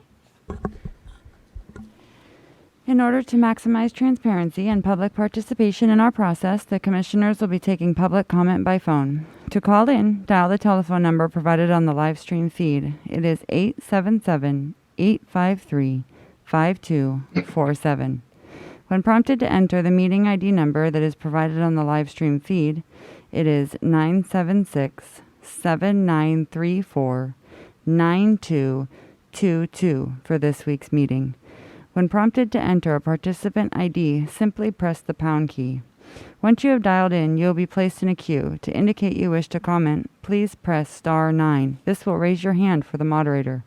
When it is your turn to speak, you will hear an automatic message that says the host would like you to talk and to press star 6 to speak. If you would like to give your name, please state and spell it for the record. You are not required to provide your name to give public comment. Please make sure to mute your computer or live stream audio to prevent any feedback or distortion during your call. Once you are waiting in the queue, be alert for when it is your turn to speak, and please, again, turn down the live stream volume. The Commission is taking general public comment to close this week's meeting. And we do not currently have anybody new in the queue, and if anybody who is in the queue would like to speak, please press star 9 to raise your hand. Thank you. We'll give it pause.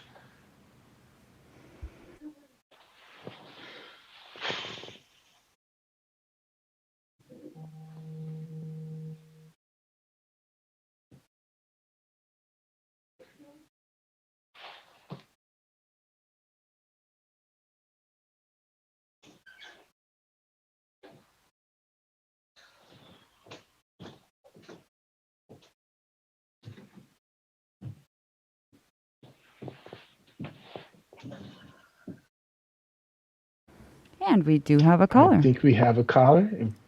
Thank you. Mm-hmm.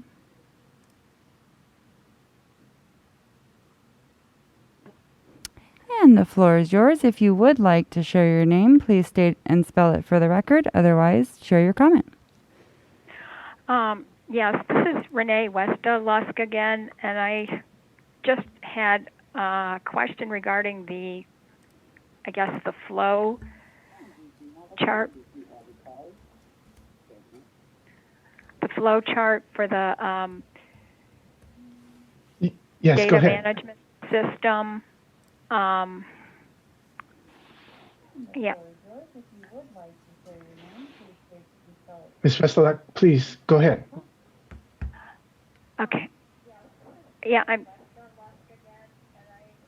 trying to mute my computer. The question I have about the flow chart is I see two kinds of data coming into the CRC. One's the electronic, I would call it electronic, the COI tool data, and then you have hard copy or maybe physical letters, and I guess there's a little box that says public testimony or something like that, where there's meeting notes and verbal testimony and then emails and then hand-drawn maps.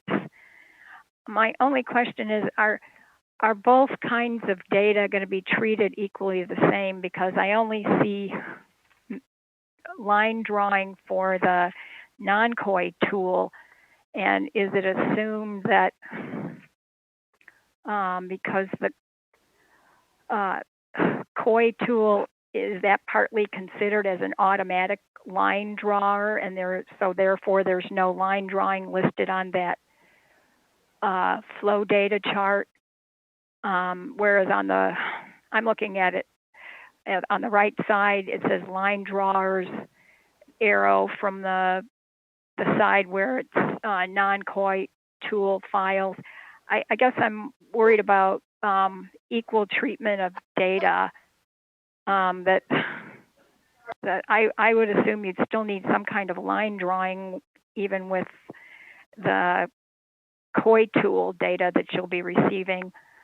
I guess that's my main question. And then I have a security issue with all the data. I assume that's going to be taken care of at a later discussion, or the cybersecurity subcommittee takes care of that. I guess I'm worried about data that could be not just hacked into, but erased from the system. And I wanted to know, will the data management people be addressing security, or is that someone else's responsibility? Thank you. Commissioner Turner, I saw you briefly unmuted yourself. Was that to Yes, provide a response? I wanted to thank the caller, and for the first part of your question where you were referencing the blue box that spoke to the emails, written comments, the non-COI tool data, it is treated with equal concern and importance. That's just a matter of process. Because it is non-COI tool data, it will go and come directly into the commissioners first.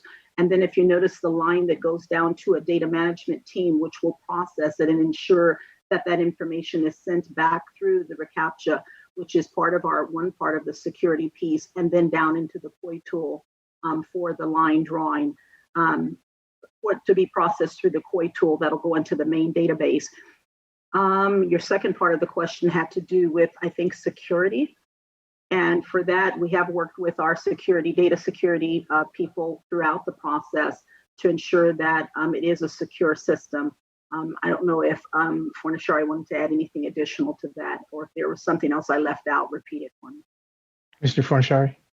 Yeah, we're just, the cybersecurity team is in on the meetings with the data management team, providing that perspective too. So we're closely engaged with the process. Just one other feedback to your responses. Will there be more than one backup system? Because I'm always worried, especially about California. It seems like California as a state, the people here experience more identity theft, hacking, stealing of information than I think other states do. And I don't know exactly why, but I guess I'm worried that just one backup system, if something should get erased or someone gets in there and just deletes whole files, is there going to be something like that where you have more than one backup system for all the data that's inputted either through the non-COI tool files or the COI tool files? Well, we're really not, we haven't resolved all those details, but we're working on it. Again, I do appreciate your input and that thought, and that's something we'll definitely take into consideration as we kind of work through our cybersecurity approach. So thank you for bringing that thought up. Appreciate that. Thank you. Thank you for your call. As always, extremely helpful. Thank you, Ms. Westerluck. Director Claypool. Before you leave, Ms. Westerluck, would you please send me your email information to my email address? It is daniel.claypool@crc.ca.gov. We want to make sure that we provide you with a way to upload your information. And so again, that is daniel.claypool@crc.ca.gov. Thank you very much. Thank you. All right, commissioners, with that, we'll close public comment. Commissioner Kennedy? Just, I thought we were going to close the session, but I just wanted to give a shout out to our counterparts in the Michigan Commission who are meeting as we speak. Thank you. Any other statements or comments from commissioners? I would like to remind those following commissioners, those watching, that the Legal Affairs Committee will begin their meeting in approximately an hour. We say Commissioner Sadwani, 15 minutes. Chair Sadwani, for that 2:15. That's going to start in 15 minutes. I believe we'll need to take a 1 hour lunch break for all of the staff. For staff. Correct. So we will have to push the start time to 2:15. Yes. Thank you. Thank you, guys. Thank you, everyone. Thank you. Thank you, Chair. No problem. I know I have shared space. Thank you. See you guys on February 8th. February